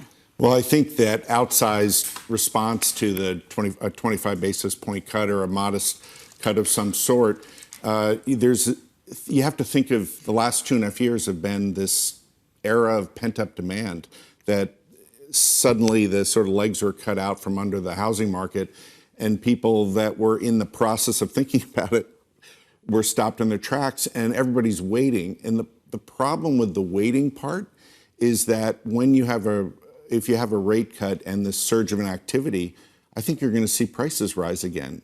The only way for more supply, that's been one of the reasons why we've had such price growth, is inventory has been very lacking. We are seeing inventory come in, but we haven't seen the same amount of demand respond to it because of rates. So when you see rates cut, you're going to see a surge, at least in the short run, you're going to see a surge in demand. And that's going to keep prices elevated, which has sort of broken all the rules of economics, where we're talking about record prices and mortgage rates are more than double where they were. There was a theory out there that when the Fed cuts rates, that's actually going to cause more volume to come onto the market. So you'll actually see more houses go out there, which will actually cause prices to fall because you'll actually get price discovery in a way that we haven't had for 4 years. Why don't you believe that? So let's take a market like Miami, and there's been lots of discussion about inventories coming in. Over the last year, inventory has risen about 38%. So you'd think, wow, prices are, going to be challenged. But that inventory result of after that increase is still 25% below pre-pandemic. So when you look at the percentage of inventory growth, and we are seeing it, and it is good for consumers in the long run, but it's not enough yet. That there was such an incredible deficit of supply that sort of, 100% or whatever the local market number, a big, sort of headline grabbing increase in inventory is still coming from a record low. And it's not even, I won't say it's not even close, but it's still well below long-term norms. And that's the dilemma. It's sort of, everybody's waiting for rates to become more affordable. But in the meantime, I think we're going to see price growth. And so someone waiting for a lower rate, another 50 basis or even more, they're going to be disappointed, because I think 2 or 3 years from now, prices are going to be higher than they are now, even with more supply coming into the market. For example, in a lot of suburbs that we track, bidding wars, especially in the New York metro area, are 40 to 50% of the closings. So what does that tell you about supply? It tells you that it's extremely low. It's not the same in every market. Some markets have more supply than others, but it is still a challenge in housing right now, is supply. And the Fed, if you look at what happened this spring, this is a very underwhelming spring market. Right. I think consumers were expecting, this is, rates are going to come down and we're going to see this sonic boom of demand. But rates until the last few weeks have really been sort of stuck at an elevated level. And you're not going to see a lot of, you didn't see the surge that everybody was expecting this spring. And now the consumers are, I don't know if anybody's taking the forecast seriously, because it's like we just keep setting the rate cut date 2 or 3 months from now. Well, if you are one of these people who had been hoping for that 25 basis point cut to be the thing that ignites things, and not just ignites things, but to Lisa's point, makes housing prices going down, asking for a friend, when does that moment come? How long will it take for enough supply to come online that actually you see some relief? I think it's 3 or more years. I think it's not a couple of quarters. I think it's a long process, because rates were too low for too long during the pandemic, and literally existing inventory was wiped clean off the earth, basically, and we're coming from a very low point, and that's a challenge. And in fact, in this period, new development or new construction, which is only 10% of supply, is where we could see faster supply coming into the market, but that's only 10% of the market. The other 90% is based on organic growth, and it's starting from a very low point, and that's the challenge. Can we talk about the rental market in New York? Manhattan prices are actually decreasing. Why? Yes, actually, Manhattan. So the way to think of pricing in Manhattan on the rental market is it's almost like a choppy. I don't know if you call it a bottom, but it's this. 1 month it's up, 1 month it's down. It's been like this for about 6 or 7 months, but still remaining at very elevated levels. In fact, rents right now are about 20% higher than before the pandemic. So I guess that when you put all this together, this is actually kind of a counter to what the Fed is saying. They're saying that actually when they cut rates, they're going to be just adjusting things, and that inflation will continue to go down, and that rents are just a lagging indicator, and that they're coming down much faster. From what you're saying, it sounds like that's not the case, and that when they cut rates, they're going to reignite some of the price increases that have kept inflation where it is, given where rents fall in terms of weighting in the inflation metric. Is that true? Is that kind of how you see things? So that's how I see it. But the sort of the bigger question mark for me is that sort of initial burst in activity of a modest rate cut. How long does that surge or that pent-up demand last? Is this a 6-month phenomenon? Is this a long-term phenomenon? That's the question in my mind. How long will this hold up? Jonathan Miller, it's always wonderful to see you. Thank you so much for being with us. Pleasure. Jonathan Miller of Miller Samuel, at a time when people around this table are inquiring minds about rents and buying homes. 2 out of 3 are. 2 out of 3 are. Exactly. Some people have a locked-in mortgage of about 3%, but whatever. Let's get you an update on stories elsewhere this morning. Here is your Bloomberg Brief with Yahaira Hackes. Yahaira. Hi, Lisa. North Korea and Russia are deepening their ties, both sides pledging to provide immediate military assistance to one another if one of them is attacked. The pact revives an agreement dating back to the Cold War. It materialized during Russian President Vladimir Putin's first visit to North Korea in nearly a quarter of a century. Manchester United co-owner Jim Ratcliffe says it will take time to rebuild the famed English football club. United finished 8th in this year's Premier League and haven't won since 2013. Ratcliffe told Bloomberg it will take time to return to the top. We will improve everything, because we want to be, at the top of that. We want to be competing for the Premiership every year and competing for the Champions League every year. That's where we need to be. We need to be where Real Madrid is today, but we're not there at the moment, and it will take time. And get ready for busy roads and long TSA lines. A record nearly 71 million Americans are expected to travel over the Independence Day holiday. According to AAA, about 60 million of those Americans are expected to drive 50 miles between June 29th and July 7th. That would be an increase of nearly 5% from a year ago.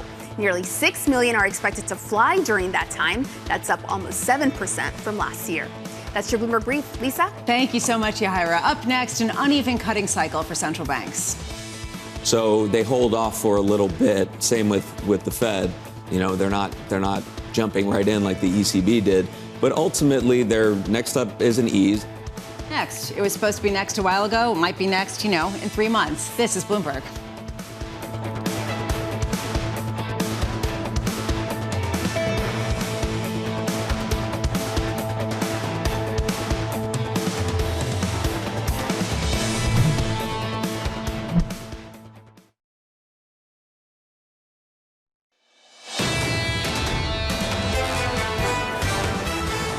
About 45 minutes till some key U.S. economic data. Jobless claims we haven't talked about that much. We should probably talk about them a little bit more, considering that people are looking at some potential high-frequency data to show a potential turn in the labor market.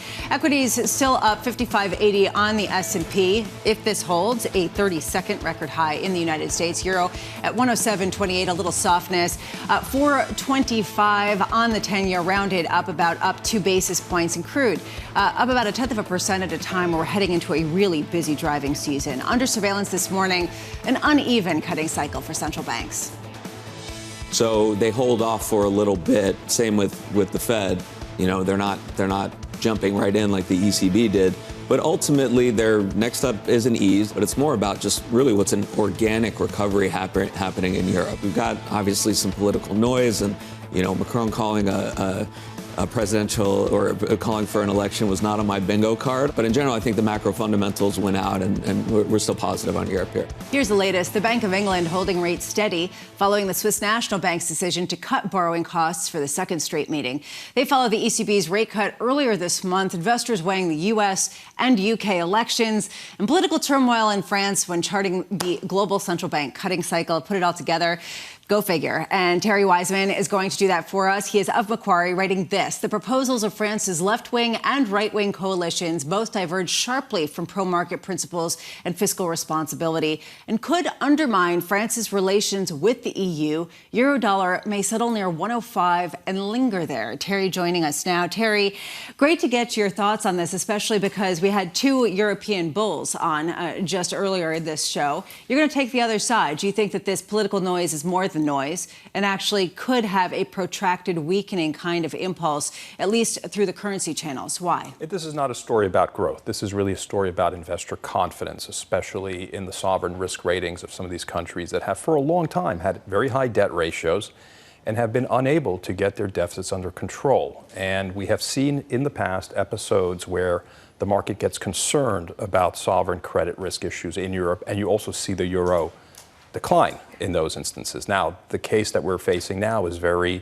interesting because it's a major power, in the case of France, that is now at the center of these concerns. And I have to say that I have read a lot of analysis suggesting that if the National Rally wins this election and effectively takes control of domestic policy in France, that it won't be so bad because there'll be market discipline. But let's keep in mind that the starting point is not a good one, right? You have France running a 5.5% of GDP deficit.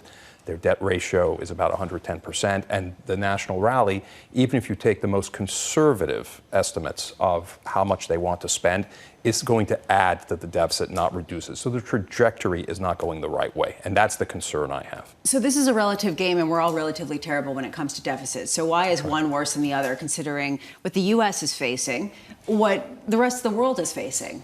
No, it's a fantastic point. The U.S. has a very high debt to GDP ratio. We've seen a lot of emerging markets raise a lot of debt during the pandemic. They're stuck with that debt now. They're facing very high debt to GDP ratios. I would say if the problem is different in Europe, it's because First of all, the euro is not the world's reserve currency. Certainly, it is a reserve currency, but not the reserve currency. And for that reason, you can make a case that as long as there's something that's a little safer and is treated more favorably by official reserve allocators, the dollar will still be the place to go if there's a problem with the euro or the sovereign debt in the euro area. The other reason, of course, is that France is a country in a union. It's facing Brussels and it's facing the ECB. It is not really at liberty to do whatever it wants, but if it tries, it risks disruption of the political union. We don't really have that situation here. So I would say those are two major points that are different with regard to Europe and the U.S. And hasn't Giorgia Meloni kind of reframed this debate? She was a Eurosceptic that now the headlines across Europe is that she's the queen maker in Brussels. Hasn't she set off a new path almost for the right wing? Absolutely. And I'm not saying that the National Rally in France will want to leave the euro area. We're not talking about Frexit either in France. I mean, they have had a change of heart over the last few years, too. I think they've noticed that this is not really the most popular tack to take if you're trying to gain power in any of these European countries.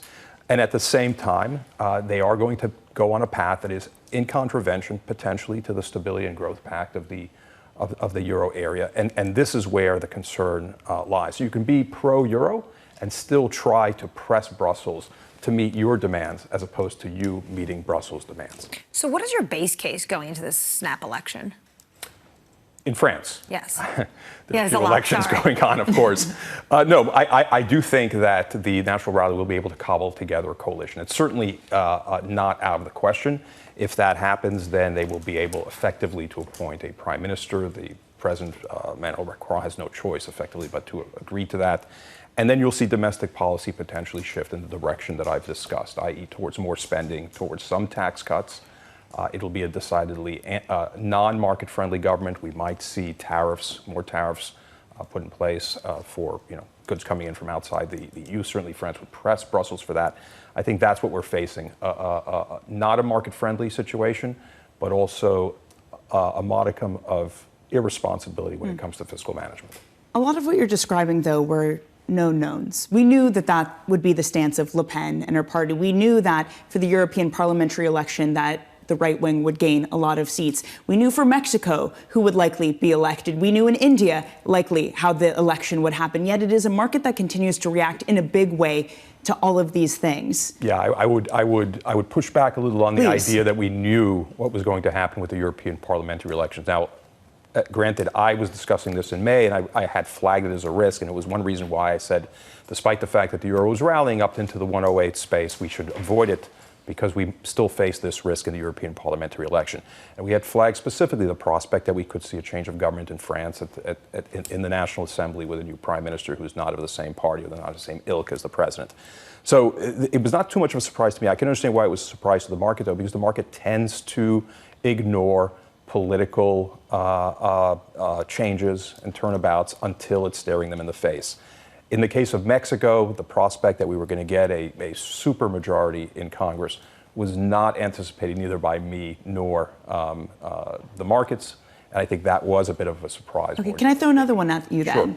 In the UK, the polls are all that we're going to have this Labour wipeout, that they'll have over 500 seats. Conservatives get something like 53 seats. The Labour has been talking about things like a double the carry tax. There are a party who perhaps will end up spending more. Are we prepared for this? Again, something that we know is going to be a wipeout. Hard to say. A lot of these left-wing parties, and on the extremes, I should say, not just left-wing but right-wing, have been somewhat averse to detailing their policy agenda once they take power. And there's a reason for that. They don't want to alienate voters, certainly not the centrists ahead of elections. But I would tell you, with regard to the UK, that might not be the most important issue. Things like deficits and taxes and spending might be the most important issues in France. In the UK, the most important issue, if Labour wins, may be putting a line under the Brexit project. And maybe over the course of a generation, or maybe even half a generation, the UK finally reintegrates. Of course, for that to happen, Labour has to hold on to power. They're the pro-Europe party in the UK. And for that reason, that might be more important from an optimistic perspective, the way the market sees it, than whatever they might do with regard to tax policy and spending policy in the UK. Is this fun? No. No, it's grueling because, politics is not something that economists are particularly well trained to analyze. Obviously, there are plenty of economists who've applied economic methods to trying to ascertain and predict political scenes. It has not always worked out very well. And look, it's not just Mexico and the UK and France. We saw a surprise in India. We saw a near miss in South Africa. The only thing that's not a surprise is that this year was going to be a highly politically charged year because of the number of elections. But the direction they've taken has come as a surprise to many people, and that is very frustrating. Well, let's have fun. It sounds like it's going to be a good year. Thierry Wizman of Macquarie, thank you so much. You're not alone. A lot of people are echoing that and basically talking about range-bound markets and this difficulty of basically, to quote Lori Calvasina, yet again, staring into the sun. Coming up, Anastasia Amoroso of iCapital, Mandeep Singh of Bloomberg Intelligence, Seth Carpenter of Morgan Stanley, and Savi Seth of Raymond James at a time when everybody is watching the freight train that is NVIDIA. Can it blind us all to all of the uncertainty that lies beneath the surface? This is Bloomberg.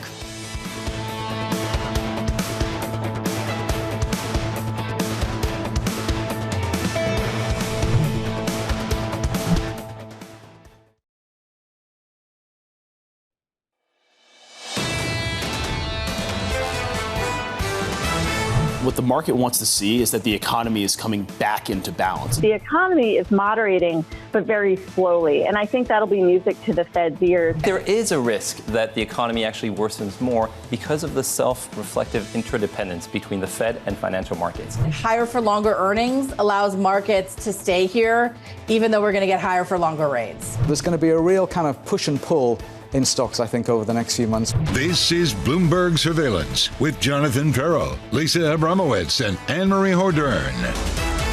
NVIDIA shares are up another 3.2% in pre-market trading. What else do you need to know? Welcome back. Good morning. This is Bloomberg Surveillance.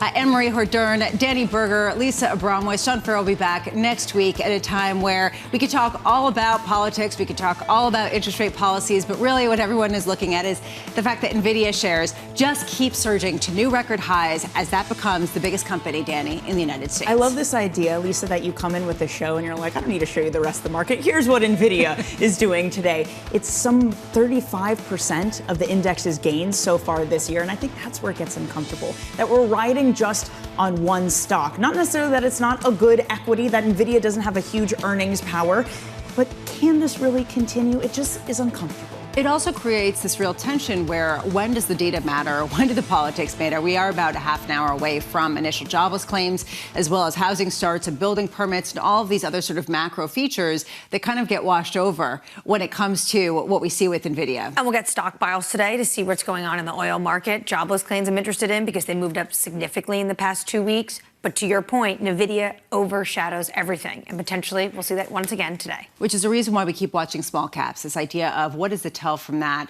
in terms of a broadening out and an ability to keep going. We've had a number of guests come on the show and say, actually, this is making them a little bit nervous. They want to broaden out. They want to diversify. Our next guest probably is going to say, actually, stop worrying so much because when something's a winner, it's going to keep winning. But Danny, there is this feeling right now, if you don't get that broadening out, does that just actually push people further into this trade?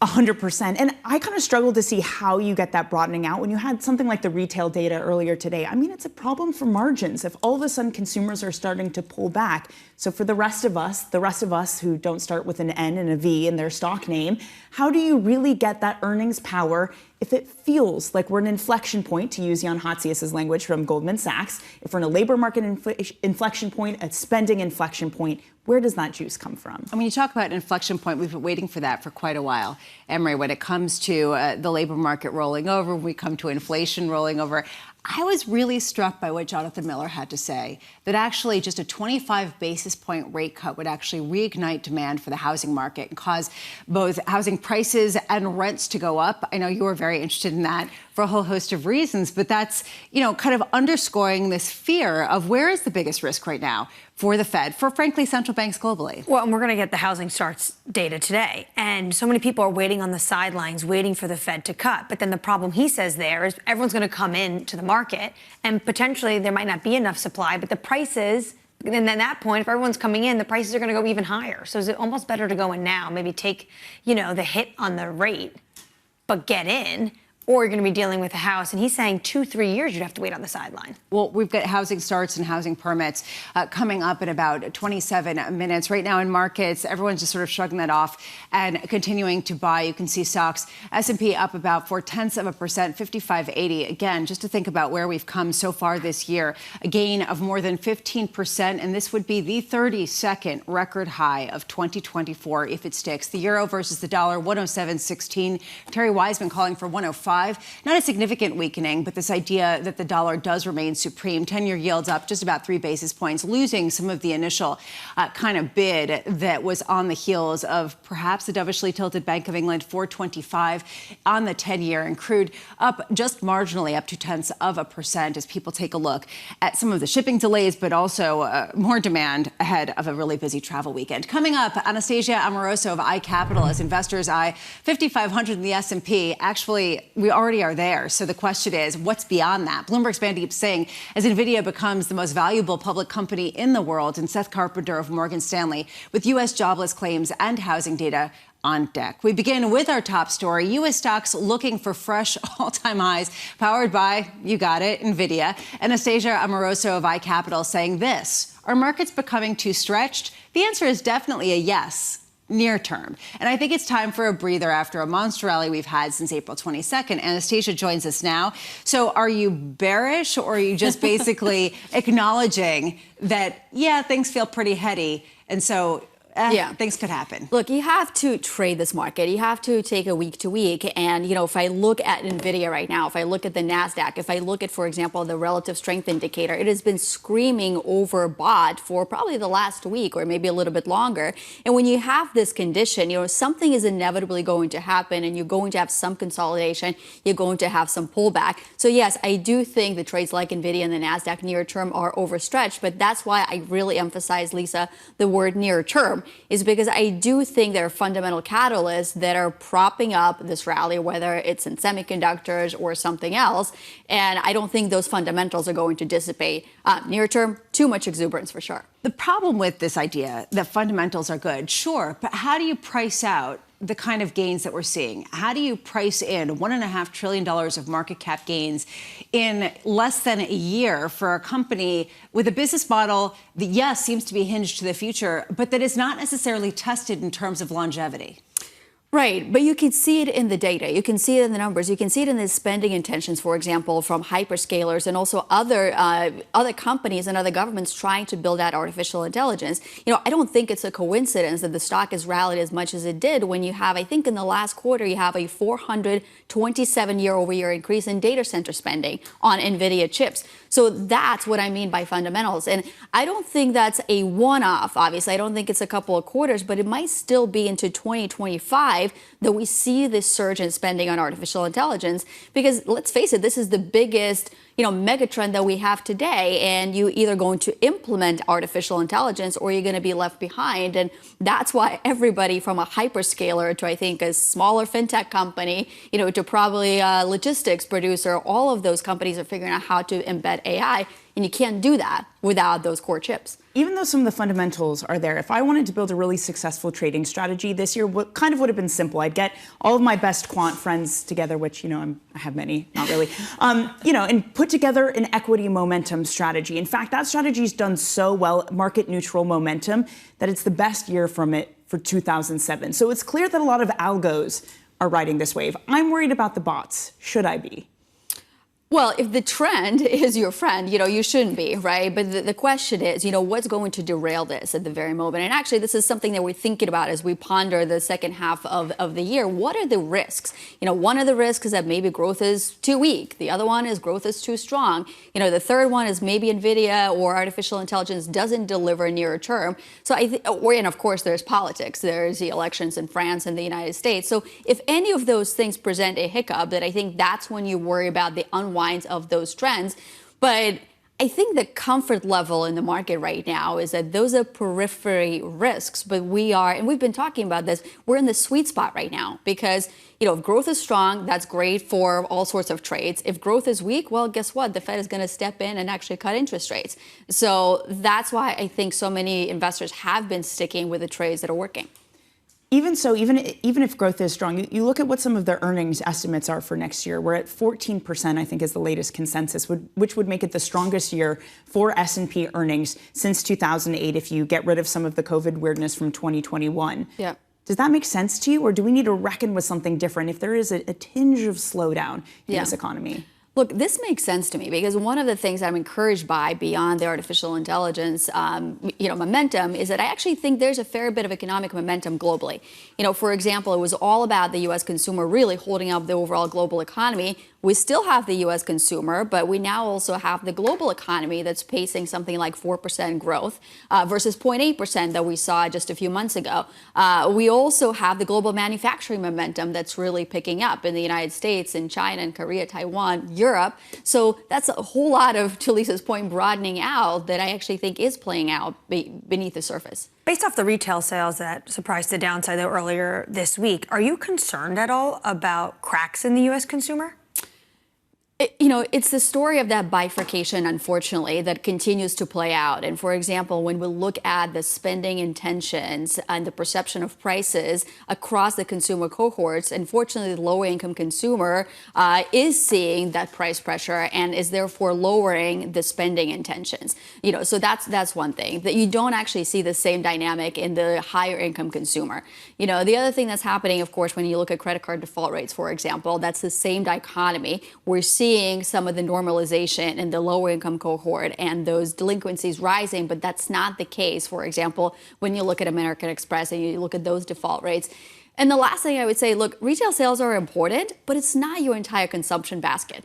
It's what you spend at some of the online shops and brick and mortar and gas stations. But when you think about what especially the high income cohort is going to be spending on, it's entertainment, it's travel. And you're seeing very strong momentum in those parts of the economy. I also want to ask you about the politics of Europe because you have a call on this. You think now is the time to actually pile in? I do. We wrote a piece and we called it the Summer of Europe. And, I don't think it's just a summer trade. I think beyond the politics, I'll come back to this in a second, but beyond the politics, I think there's a lot of strong economic momentum that's playing out in Europe. If you think about Europe in the last couple of years, you had a spike in oil in natural gas prices. You had a spike in mortgage rates because 53% of those mortgage rates are adjustable rate mortgages. So there's a lot of pain that has occurred for the European consumer. But you fast forward to today, and we have one rate cut that's already in place, hopefully more to come. And so I think the peak pain from mortgage rates is now behind us in Europe. And so when I look at the real disposable income and the forecast that we have for this year and next, they're supposed to pick up relative to where they've been last year. So that's why fundamentally business confidence is recovering in Europe. And I think there's a lot to like from the economics. And then when you look at prior election cycles, for example, 2017, we did see that volatility picks up into the election. It's likely subsides thereafter. So I think there's enough precedent to say that election volatility should be bought. Do you think that basically U.S. travelers are going to single-handedly support the European economy? I'm just saying. Well, Lisa, I don't know about you, but as far as everybody I talk to seems to be heading to Europe this summer, right? And obviously, there's data to support that as well. Yeah. Well, I'm just wondering how much this is actually going to help. When you put it all together, what you're saying, it seems as though you're not bearish on NVIDIA, but you're not bullish, particularly at this point, in order to sort of see a massive surge. Basically, don't get out, but it might be a little late to get in. And that basically right now the gains are to be had elsewhere. Is that basically the way that you would frame it, that independent of all of the uncertainties of rate cutting cycles and elections, that right now, if you just follow the economics, things aren't that bad. They're not going to get that bad. The broadening out's going to work. And some of the really kind of expensive trades might need to pause for a while. That's right. I think there's some rebalancing that can be done in the portfolios right now. I don't think you should wholesale get out of the NVIDIA or the NASDAQ trade, but maybe, just maybe, you want to pare back some of those gains that you've had in the positions, and maybe you want to reallocate some of those parts of the market that actually consolidated over the last couple of months and have not participated. And so things that I would be looking to is partially consumer discretionary, consumer finance. I mentioned that some delinquencies are rising, but they're actually pretty well in check and normal. You may want to look at the industrials sector as well, because actually the manufacturing momentum is rising, and manufacturing upswing typically lasts about 9 months. So I'm not saying get it wholesale out of the winners, but peel a little bit back and reallocate to the broadening out trade. And Anastasia, it also must be time for vacation. Have a great time on your vacation. See you on the other side. Anastasia Amoroso of iCapital. Always wonderful to get your thoughts. Right now, let's get you an update on stories elsewhere this morning. Here is your Bloomberg Brief with Yahaira Hackes. Yahaira. Hi, Lisa. It's been a tense week between Israeli Prime Minister Benjamin Netanyahu and the White House. Netanyahu released a video criticizing the U.S. for withholding deliveries of weapons and ammunition. And in response, the White House reportedly canceled a meeting with Israel scheduled for today, where they were meant to discuss Iran. In a follow-up, the U.S. ambassador to Israel told Netanyahu the weapons are in the process of being delivered to Israel. Dutch Prime Minister Mark Rutte is on the verge of becoming the next NATO chief after the president of Romania dropped his bid. The outgoing Dutch leader now has the support of NATO's 32 members to succeed Secretary General Jens Stoltenberg, whose term is set to expire in October. Allies had hoped to select the next head of the military alliance before a NATO leaders summit in Washington next month. And McDonald's is going all in on the value meal. The burger chain will launch a marketing blitz and a new $5 meal deal next week aimed at bringing back diners hurt by inflation. The $5 meal includes a McChicken, small fries, 4 chicken nuggets, and a soft drink, and comes as other fast food chains such as Burger King and Starbucks prepare similar promotions. That's your Bloomberg Brief. Lisa? Thank you so much, Yahaira. Up next, the morning calls, plus Bloomberg's Mandeep saying with NVIDIA, surging once again. That's next. This is Bloomberg.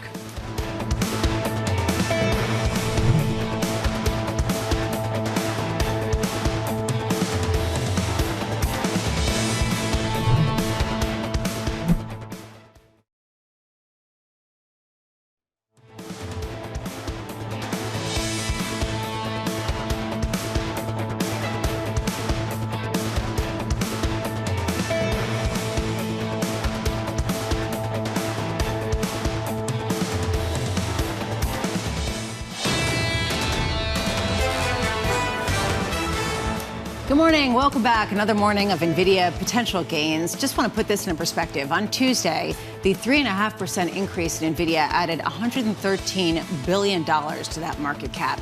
So just to give you that perspective, that's equal to most S&P 500 companies in one day. Time now for the morning calls. First up, Williams trading downgraded to Nike to a sell with a street low price target of $75. The analyst saying Nike's loyal customers like the brand but are unwilling to pay full price for most of the product. Next up, KeyBank raising its price target on Meta to $540 from $475. The firm maintaining an overweight rating on the shares, citing progress with AI across engagement and advertiser returns. And finally, Stifel raising its price target on NVIDIA to $165 with a buy rating. The analyst updating guidance after a 10-to-1 stock split and projecting continued growth into 2027. The need to power AI lifting NVIDIA to the world's most valuable public company. Bloomberg's Mandeep Singh joins us now. Mandeep, you look at all of these statistics about how much NVIDIA has gained, whether it's $1.5 trillion of market cap over, 8 months or something or less, whether you look at the fact that 3.5% gains on Tuesday added a McDonald's to their market capitalization. You start looking at all of this and you start wondering, when does it get too far? How do we even measure this? Well, so I think in the case of AI, what we have seen is the fundamentals for NVIDIA have improved over the course of this year from where we started beginning of the year. That has driven positive revisions. The question that investors are asking right now is, how big does this market get? Because what we keep hearing is the model sizes will get bigger and bigger. GPT-5 will be at least 5x times GPT-4. And so if you have to train a bigger model, you need more chips. And the other aspect of this is, if you have more chips in a cluster, you can train it faster. So that's what's driving the euphoria. Is everyone thinks AI obviously is a big deal, but what's driving the kind of the upward revisions is the fact that the models keep getting bigger. And that's where, and your existing model providers will have to spend more. So likes of Google, Microsoft, all the hyperscalers will have to raise their capex. And I want to see how investors react to that in the 2Q earnings, because what we saw in the 1Q earnings when Meta raised their capex, it was a negative reaction. So just want to throw this stat out there. This is from Thomas Thornton over at Hedge Fund Telemetry, LLC. He pointed out that today's pre-market move is equal to 2025's full-year revenue guidance for NVIDIA of $125 billion. You start taking into effect the sort of revenue implications that the company is putting out there with the implications from the market moves. How many years does NVIDIA have to continue this kind of explosive growth to justify valuations at this point? I mean, absolutely. At the beginning of the year, they were trading at 25 times PE. Now they're close to 50 times PE, despite the numbers going up. So clearly, a lot of the goodness is priced in, and they have executed to perfection. I mean, all credit to, how well they have executed in terms of quarter after quarter raising their guidance.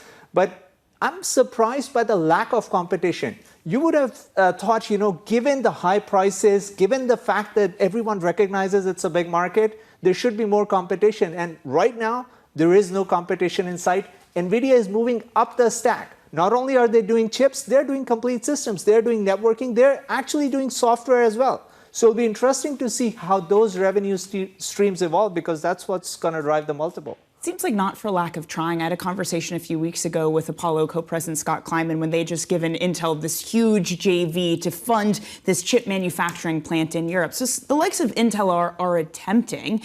Is there anyone? Is it an Intel? Is it a big, already established market player? Is it some upstart that somehow is armed with an insane amount of capital that disrupts it? Or are you saying, there's no one there? No, actually, so you bring up a great point. Like right now, the market is supply constrained, because TSMC can only make so many chips. And even though they're expanding the capacity, they can only do at a pace where, it allows their shareholders to fund the capex. And there are just constraints around expanding capacity. Once Intel gets to a point where it has the capacity to manufacture GPUs, even if it's not their own, but someone else's, I think that's where you will see some rationalization. We haven't seen that yet because there is no capacity to manufacture those chips. So right now the market is focused on the next 2 to 4 quarters. But if you look far ahead, I believe there should be capacity rationalization. When it comes to rationalization, and you look at AI and NVIDIA specifically, are they in line with reality of the sense that the Census Bureau come out and said only 5% of U.S. companies are actually even using AI? That's not a lot. Well, again, it's an early trend, but where it's most visible is hyperscalers are the ones that have gone all in. They spent almost $200 billion in capex last year, and all the incremental capex went to buying GPUs. So if they can translate that into revenue, we know for Microsoft Azure, it was 7 percentage points of growth. Now that number needs to keep going up, because if it's flatlining, that's a sign that AI isn't translating into revenue. There is a lot of upfront investment, but the place where it's going to show first is the hyperscalers. They are the influencers when it comes to this AI wave. So what's the timeline of that? Well, quarter after quarter, you want to see accelerating fundamentals. You don't want to see flatlining, because the hyperscalers talk about copilots, workloads being deployed on their clouds. You want to see that number keep going up. And then application revenue will show up, but that's how technology always plays out. First, it's the infrastructure, then it's the software. And right now, hyperscalers are in the best position to determine how much of this is getting adopted. Is anyone bearish on NVIDIA right now? Anyone at all who you talk to? Well, so again, there is that aspect of, holding NVIDIA in the portfolio because it will make you look good, and it's summertime and end of quarter. So you could argue, there is a lot of window dressing going on. But at the same time, the fundamentals are still strong. So in the end, it comes down to whether the fundamentals keep accelerating or you start to see flatlining. There is a concern around margins, because when you look at the next year's revenue, 2025, even though the growth tapers 33%, the margin is flat.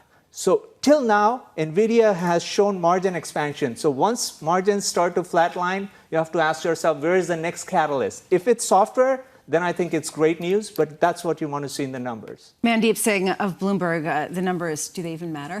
At a certain point, Mandeep Singh, we appreciate the insight. And honestly, it does seem like something people need to have in their portfolios. We are just about 5 minutes away from the latest round of economic data in the U.S. Question I have, honestly, for both of you is, what's going to be more important, initial jobless claims or even some of the housing data, especially given what we've heard from Jonathan Miller? Danny, what do you think? Well, for me personally, probably the housing data. But I think for the economy as a whole, the initial jobless claims is more interesting because we have had this mismatch we've talked a lot about, right? The household survey shows declining jobs, and if non-farm payrolls show gaining jobs. So even though it's very high frequency and very volatile data, it goes some way to trying to solve the mystery. And they moved up the last 2 weeks. I think that's why I'm so interested to see where they're coming in today. And yes, maybe personally I'm interested in the housing starts, but for the economy going into an election, you saw last night Biden is winning in this head-to-head poll from Fox News. And some of that had to do with still not great on the economy, but a little bit better. And this sort of data is important. So that's coming up in just a couple of minutes. Right now in markets, you do see a lift to the S&P 500, just giving you a state of play. Right now, there is about a 65% chance of a September rate cut being priced into the market. So people looking for a softening that is welcoming. Coming up next, Seth Carpenter of Morgan Stanley.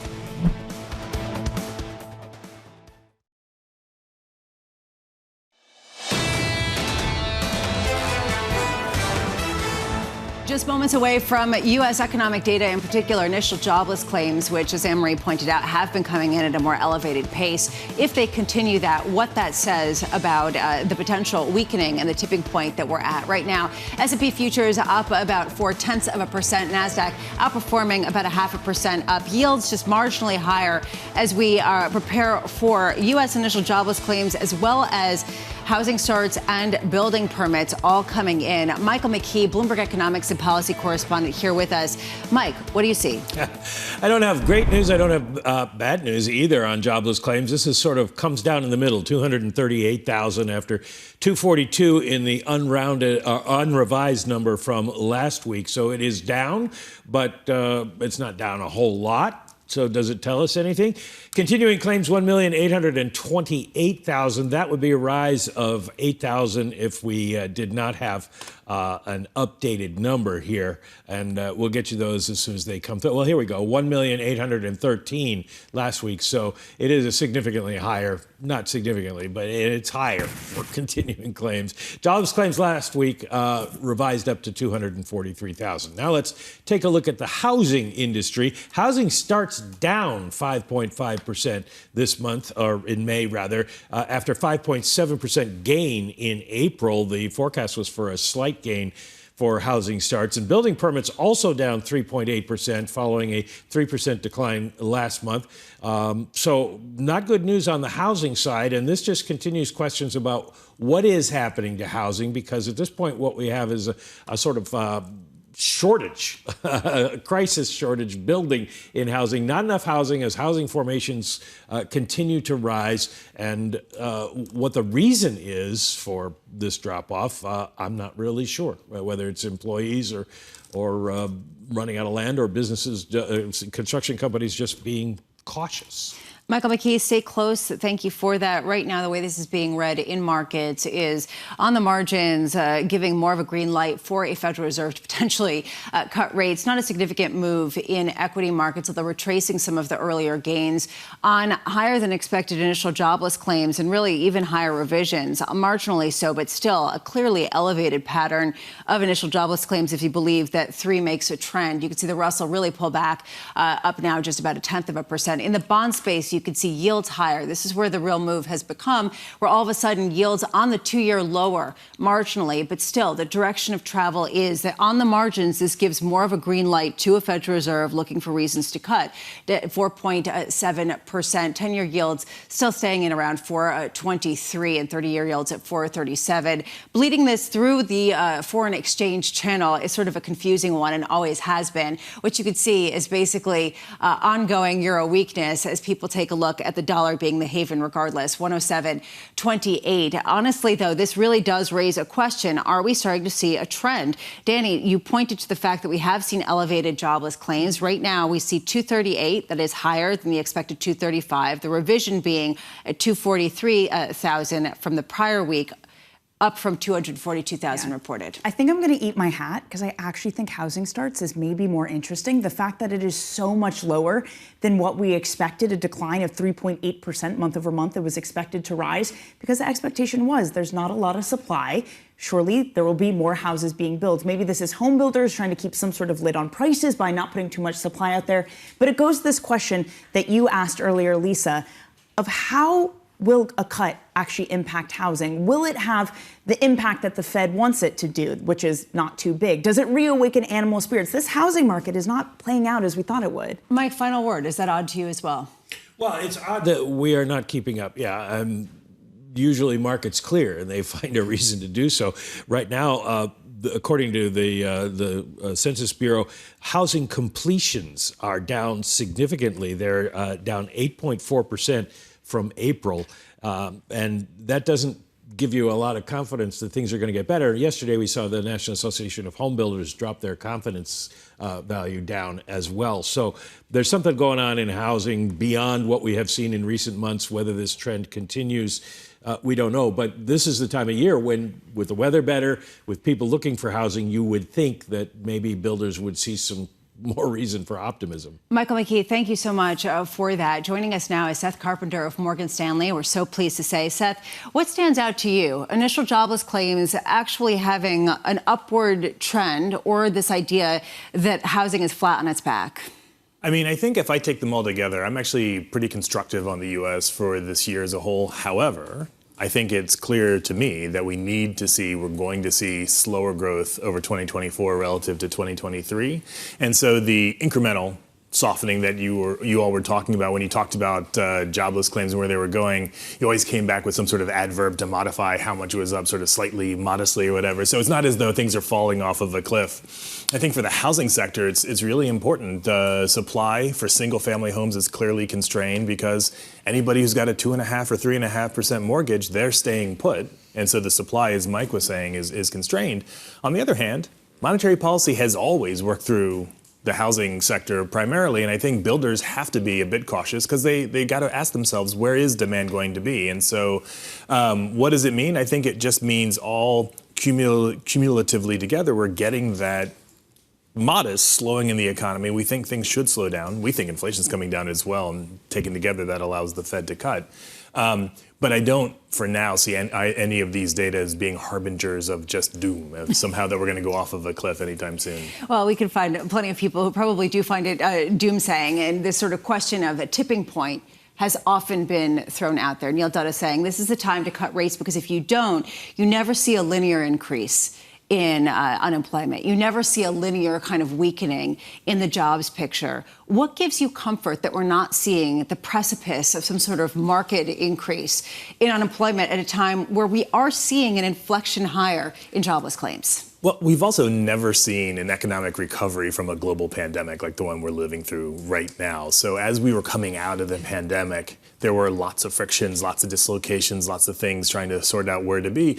Businesses were running shorthanded for years at a time. And so now we're seeing them settling into, wow, this is staffing closer to what we're going to want in the long run. And so that kind of readjustment from a truly unprecedented shock, I think we're now starting to move into the more normal stage. So to say that we haven't seen this situation before is true. On the other hand, we haven't seen this situation before, and so drawing massive conclusions about whether or not this sort of pattern is telling us something, I think we want to be super cautious. Not to ask you to draw a massive conclusion, but can you add just the retail data we got from earlier in the week into this, that there does seem to be some price fatigue? So you have companies who are not as worried about labor shortages, and now their margins are starting to get squeezed. Absolutely. So we think of this as all going in the same direction. If we look even the full quarter for the first quarter, where we have all the data for the quarter, durable goods spending quarter on quarter was negative. Non-durable goods, inflation adjusted, was flat quarter on quarter. So where the residual strength was for the consumer was in services. That's exactly the sort of slowdown that we've been expecting to see. And I think the retail sales data, again, overweight goods, sort of shows, the consumer's not dead. The consumer hasn't stopped spending entirely. The consumer hasn't said, that's it for me, I'm checking out. Instead, what they said was, yeah, we've already bought lots of lawn furniture. We've already bought lots of computer screens. We've already bought a home office 3 times over. Maybe it's time to cool down a bit. Two issues you just brought up there. One is consumers, and they're concerned about higher prices, so they're becoming more discerning, but also what's going on in the labor market. Two issues that you say are the biggest when it comes to the U.S. election: tariffs, which many would say are inflationary, and also immigration. How are you looking at 2025? With a lot of trepidation, because lots of different things could happen. I agree with you. When clients ask us questions about the elections, immigration and tariffs are two really important things. I would say to the earlier conversation about have we ever seen a situation where the unemployment rate drifts up gently over time, it's not very common. On the other hand, neither is the kind of increase in the labor force that we're seeing from immigration. That's not very common either. And so in lots of ways, the gentle rise in the unemployment rate that we've seen, 4% unemployment, I'm old enough to remember when 4% was considered pretty good. So we did see a rise on net, but a big chunk of that has been coming, at least over the past year, from increases in supply. And I think immigration matters there. And so with the election, we put out a piece of research for our clients over the past week or so, and you could see a range of outcomes of what happens to the labor force depending on policies that get put in place. And there, I just think the range of outcomes from the election is vast, and we have to be super humble about what's going to happen. You could see big constriction in the labor supply, which would be adverse for growth and could be inflationary. Or you could see things sort of status quo, a little bit of a reduction, in which case the economy gets to trundle on.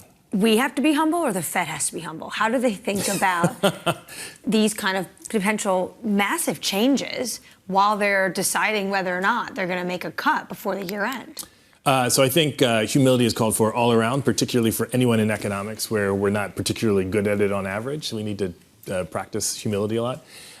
For the Fed, they're going to have to sit back and wait on the policies. I do think if we listen to Jay Powell, if we listen to sort of where our analysis is that monetary policy is currently restrictive, they can come off of the peak now this year and not have to worry about having done too much in terms of easing policy.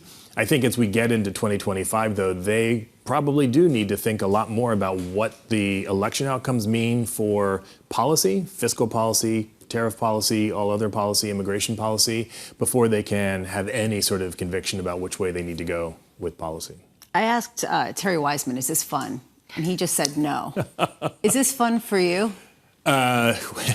This is, I have to say, one of the most challenging macroeconomic environments to do forecasting in, and it's a double-edged sword because on the one hand, very hard to do forecasting when there are so many cross currents and so many situations that you haven't seen before. On the other hand, maybe it's a good time to be a forecaster because nobody else knows what's going on either. Well, the reason why I ask this is just simply because when I try to put together even the themes to really hook into, I'm not sure which takes preeminence. I'm not sure if it's the rate cutting cycle. I'm not sure if it's the weakening, or I'm not sure if it's some of the disruptions that are causing inflationary increases. I don't have a sense of where the balance of risks are. Is it that if you cut rates, you have a resurgence in inflation, or is it if you don't cut soon enough, you fall off a cliff into recession? I could make a good argument for any of these, and I believe it. So how do you sort of plan with any kind of long-term forecast when the likes of Mohamed El-Ariary is saying if you don't have that type of long-term forecast, you're going to have a mistake and you're going to have just volatile markets that are going to essentially break? So I think that's fair. Lots of volatility in the real side of the economy and in markets. I do think the time horizon matters a lot. So some of our clients are very short-term focused, and they're, say, for the rest of this year, I feel pretty constructive. I don't see a scenario where the U.S. really falls off of the cliff over the course of 2024. I do see inflation coming down over the rest of this year pretty substantially, and with that, I do see the Fed cutting. Getting beyond that to the medium-term outlook, I think the uncertainty absolutely goes up. I think the elections are a huge component to which way things go. And I think it is impossible to have high conviction. So the best thing investors can do, the best thing policymakers can do is to think about all of the outcomes contingently and to try to come up with your best set of scenarios. And then you will end up in one of those scenarios over time, but you really have to do a lot of advanced planning. This is one of the reasons why when we talk to our clients, we try to say, we're not going to tell you. We're not going to predict what's going to happen with the election. That's a mug's game. However, if we think across the different plausible scenarios, here are what the key outcomes would be for fiscal, for tariffs, for immigration, and then here's how you should try to think about planning for that. Just to add to this, because this idea, it's been a criticism of the Fed that they're not being more clear in their outlooks. They keep saying we're waiting for more data. And there are people been clamoring who say, no, give us something concrete, give us a clear direction. But what you and Lisa were just describing is one where there is not a clear direction. So how would you rate Fed communication in this environment? Should they be giving us scenario analysis? Should they be giving us more clear forecasts? Or is it right just to say, look, we need more data, we don't know right now? Yeah, I think especially the way you framed it, when some of the FOMC members sort of asked me questions about how they're doing, I actually think under these circumstances, they're doing a pretty good job. The quip I like to give them is be as clear as you can be, but by all means be no more clear than that. And I think they would be doing themselves a disservice. They'd be doing markets a disservice if they tried to be precise at a time when you can't be precise. And I think that would be false precision. I think it would be false confidence. And so when the world turns out different than expected and they have to change course, which is exactly what they should do, everyone will complain, oh my gosh, you told us you were going to do one thing and now you're doing something else. So just buy NVIDIA. Seth Carpenter, Morgan Stanley, thank you. I think this is probably part of the reason why people just look at this soup and they're just like, look, we can bank on this. So let's go for it. All right, right now, let's get to an update on stories elsewhere this morning. Here is your Bloomberg Brief with Yahaira Hackes. Yahaira. Hi, Lisa. The British Navy said a Greek-owned coal ship was completely destroyed by an unmanned vessel in the Red Sea. It's the latest indicator that Houthi militants are showing no signs of slowing their attacks. The incident marking the first time a ship was successfully hit by what the military calls an uncrewed surface vessel packed with explosives. The attack sent insurance costs surging nearly double their prior rates, according to sources in the market. Look out, finance. AI is coming for your job. In a new report, Citi saying artificial intelligence is likely to displace more jobs across the banking industry than any other sector. It says more than half of jobs in banking have a high potential to be automated. But even if AI does replace some roles, Citi says the technology still might not lead to a drop in headcount. And sticking with AI, NVIDIA shares are rising yet again, heading towards the opening bell. The latest rally coming after Michael Dell posted on X that his company is building an AI factory with NVIDIA to power Elon Musk's AI supercomputer. NVIDIA's surge extends its lead as the world's most valuable company. Shares have rallied more than 170% this year, adding around $2 trillion in market cap. That's your Bloomberg Brief. Lisa? Thank you so much for this morning and for everything, Yahaira. And, you know, what's $2 trillion between friends? Up next, setting you up for the day ahead, and Savi Synth of Raymond James. You're watching Bloomberg.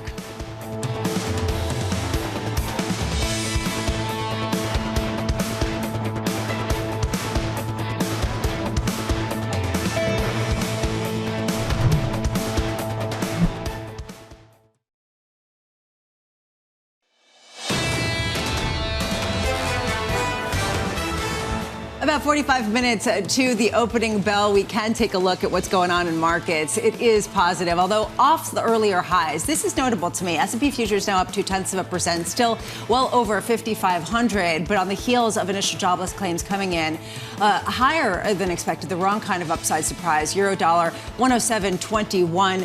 10-year Treasury yields, this is interesting, up 0.4%, 4.26%, sort of moving in the opposite direction of two-year yields, and crude up about 0.3%. Here is the trading diary for the rest of the week. The Fed's Neil Kashkari speaking this morning. Plus, we'll hear from Fed Presidents Tom Barkin and Mary Daly of the San Francisco Fed later today. Tomorrow, we have S&P Global PMI data, which at one point moved the needle quite significantly at a time where people are wondering whether everyone can keep spending. They can keep spending on summer travel. That has been sort of the theme that we keep hearing about.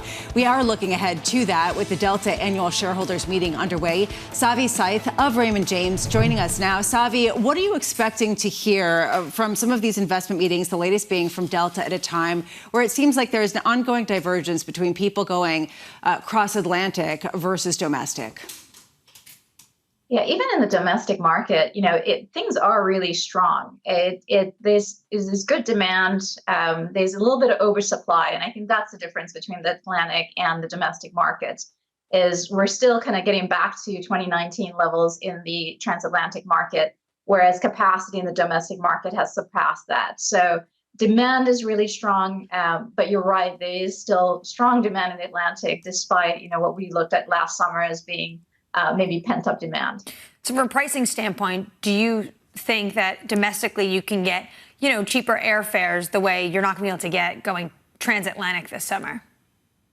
I do believe so. And I think you're seeing that in the data. We've seen pricing being a little bit softer. You saw airlines in the first quarter really pull back their growth a little bit. But as we got into the second quarter and heading into the summer, you're seeing, mid to high single digit growth in the domestic market. And that's kind of creating, especially if you're willing to have flexibility in some of those off-peak days or times, there are some better pricing available out there. But as we're heading into July, we're definitely seeing fares strengthen here. When you look at the domestic market, who's winning this space? Especially we are seeing cheaper airfares. Yeah, I mean, I think consumer wins. There's a lot of kind of optionality out there. The fares are coming in better. You'll hear a lot of the executives say that we're seeing record revenue, and that's true. I think this is probably the highest revenue this industry has seen. The problem is we also are having record costs. You've seen a lot of labor cost increases. Fuel, while stable, which is great news for the industry, it is still higher than what it was in 2019. So there are airlines that are kind of struggling a bit more. I think those airlines exposed to corporate demand, especially large corporate demand, that is starting to see a nice recovery here. I think they'll stand out better heading into the summer season. Savi, Lisa's been talking about how we're expecting a record travel season, especially around 4th of July. And the ability of airlines, whether they're ready for it, whether they have enough updated planes and what the airports will look like. Can you just contextualize the chaos that all of us should expect if we're planning to travel this summer? Always be ready. The thing with summer is you have these thunderstorms that just pop up from nowhere. In kind of winter storms, you can see it coming. You can prepare for it. And that's the issue. Air traffic control centers, especially in the Northeast and a little bit Florida, are still understaffed. And so the risk of disruption is greater when there are events. And summer means there are going to be storms somewhere. And so just kind of be flexible. But I think airlines have done a lot to help address that. You've seen, some airlines just change the way they build their network. Some airlines just taking advantage of what the FAA has allowed them to do and kind of bring down capacity in the Northeast to make sure that there's reliability. So I do expect this to be a better summer than we've seen for a couple of years, but it all depends on the weather. So I would say kind of be prepared and flexible. You're giving me like a little bit of confidence, so I feel better about this. Savi, how about this? Spirit, United, and JetBlue all delaying their analyst days. What's going on? They all delayed it for very different reasons. So United, they had that FAA review and they just didn't feel like that was the right time to do it. If you look at Spirit, it sounds like they're trying to come up with a standalone business plan, and there are some initiatives they're trying to roll out, and maybe that's taking longer. Maybe they think that the bondholder discussions might take a little bit longer and want that behind them.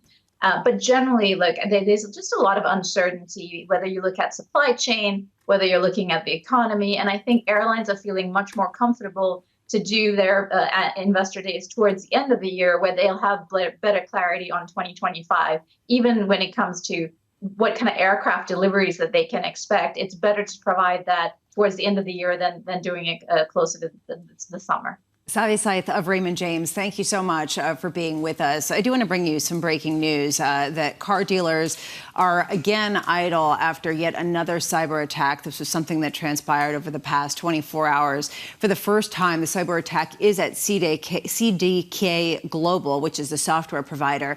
Just sort of speaks to this question of if you want to go buy a car, it might be kind of tough to do so, considering that the dealer systems are not available and some of the transactions are having to be done by paper, things of the past. Well, what's so concerning as well is that car dealers really start to sell a lot more cars during these holiday season. And we're coming up on the long July 4th weekend. There's usually some ticket price sales that could be had. And now you don't have the system to operate on.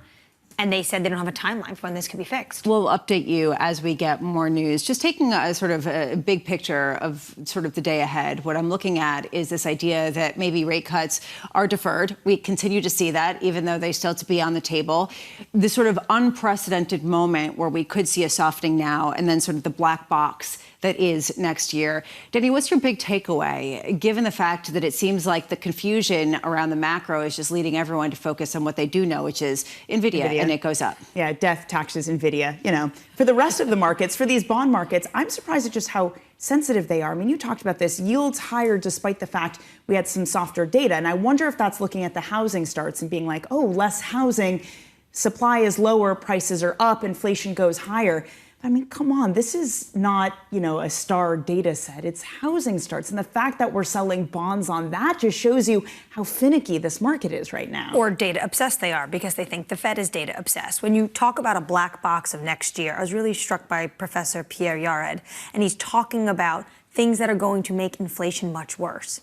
Fiscal pressures, which we saw in the CBO this week, deglobalization, and rising long-run real interest rates. And you have to think about what Adam Posen said to us a month ago. The Fed needs to start thinking about hiking in 2025. Well, in 2025, it is a complete unknown. We will probably get all sorts of projections. The scenario analysis really is what stands out to me at a time where you have to have plans for a lot of different outcomes. Coming up tomorrow, Mark Giannoni of Barclays, Katie Kaminsky of Alpha Simplex, Amy Wu Silverman of RBC, and Citigroup's Veronica Clark.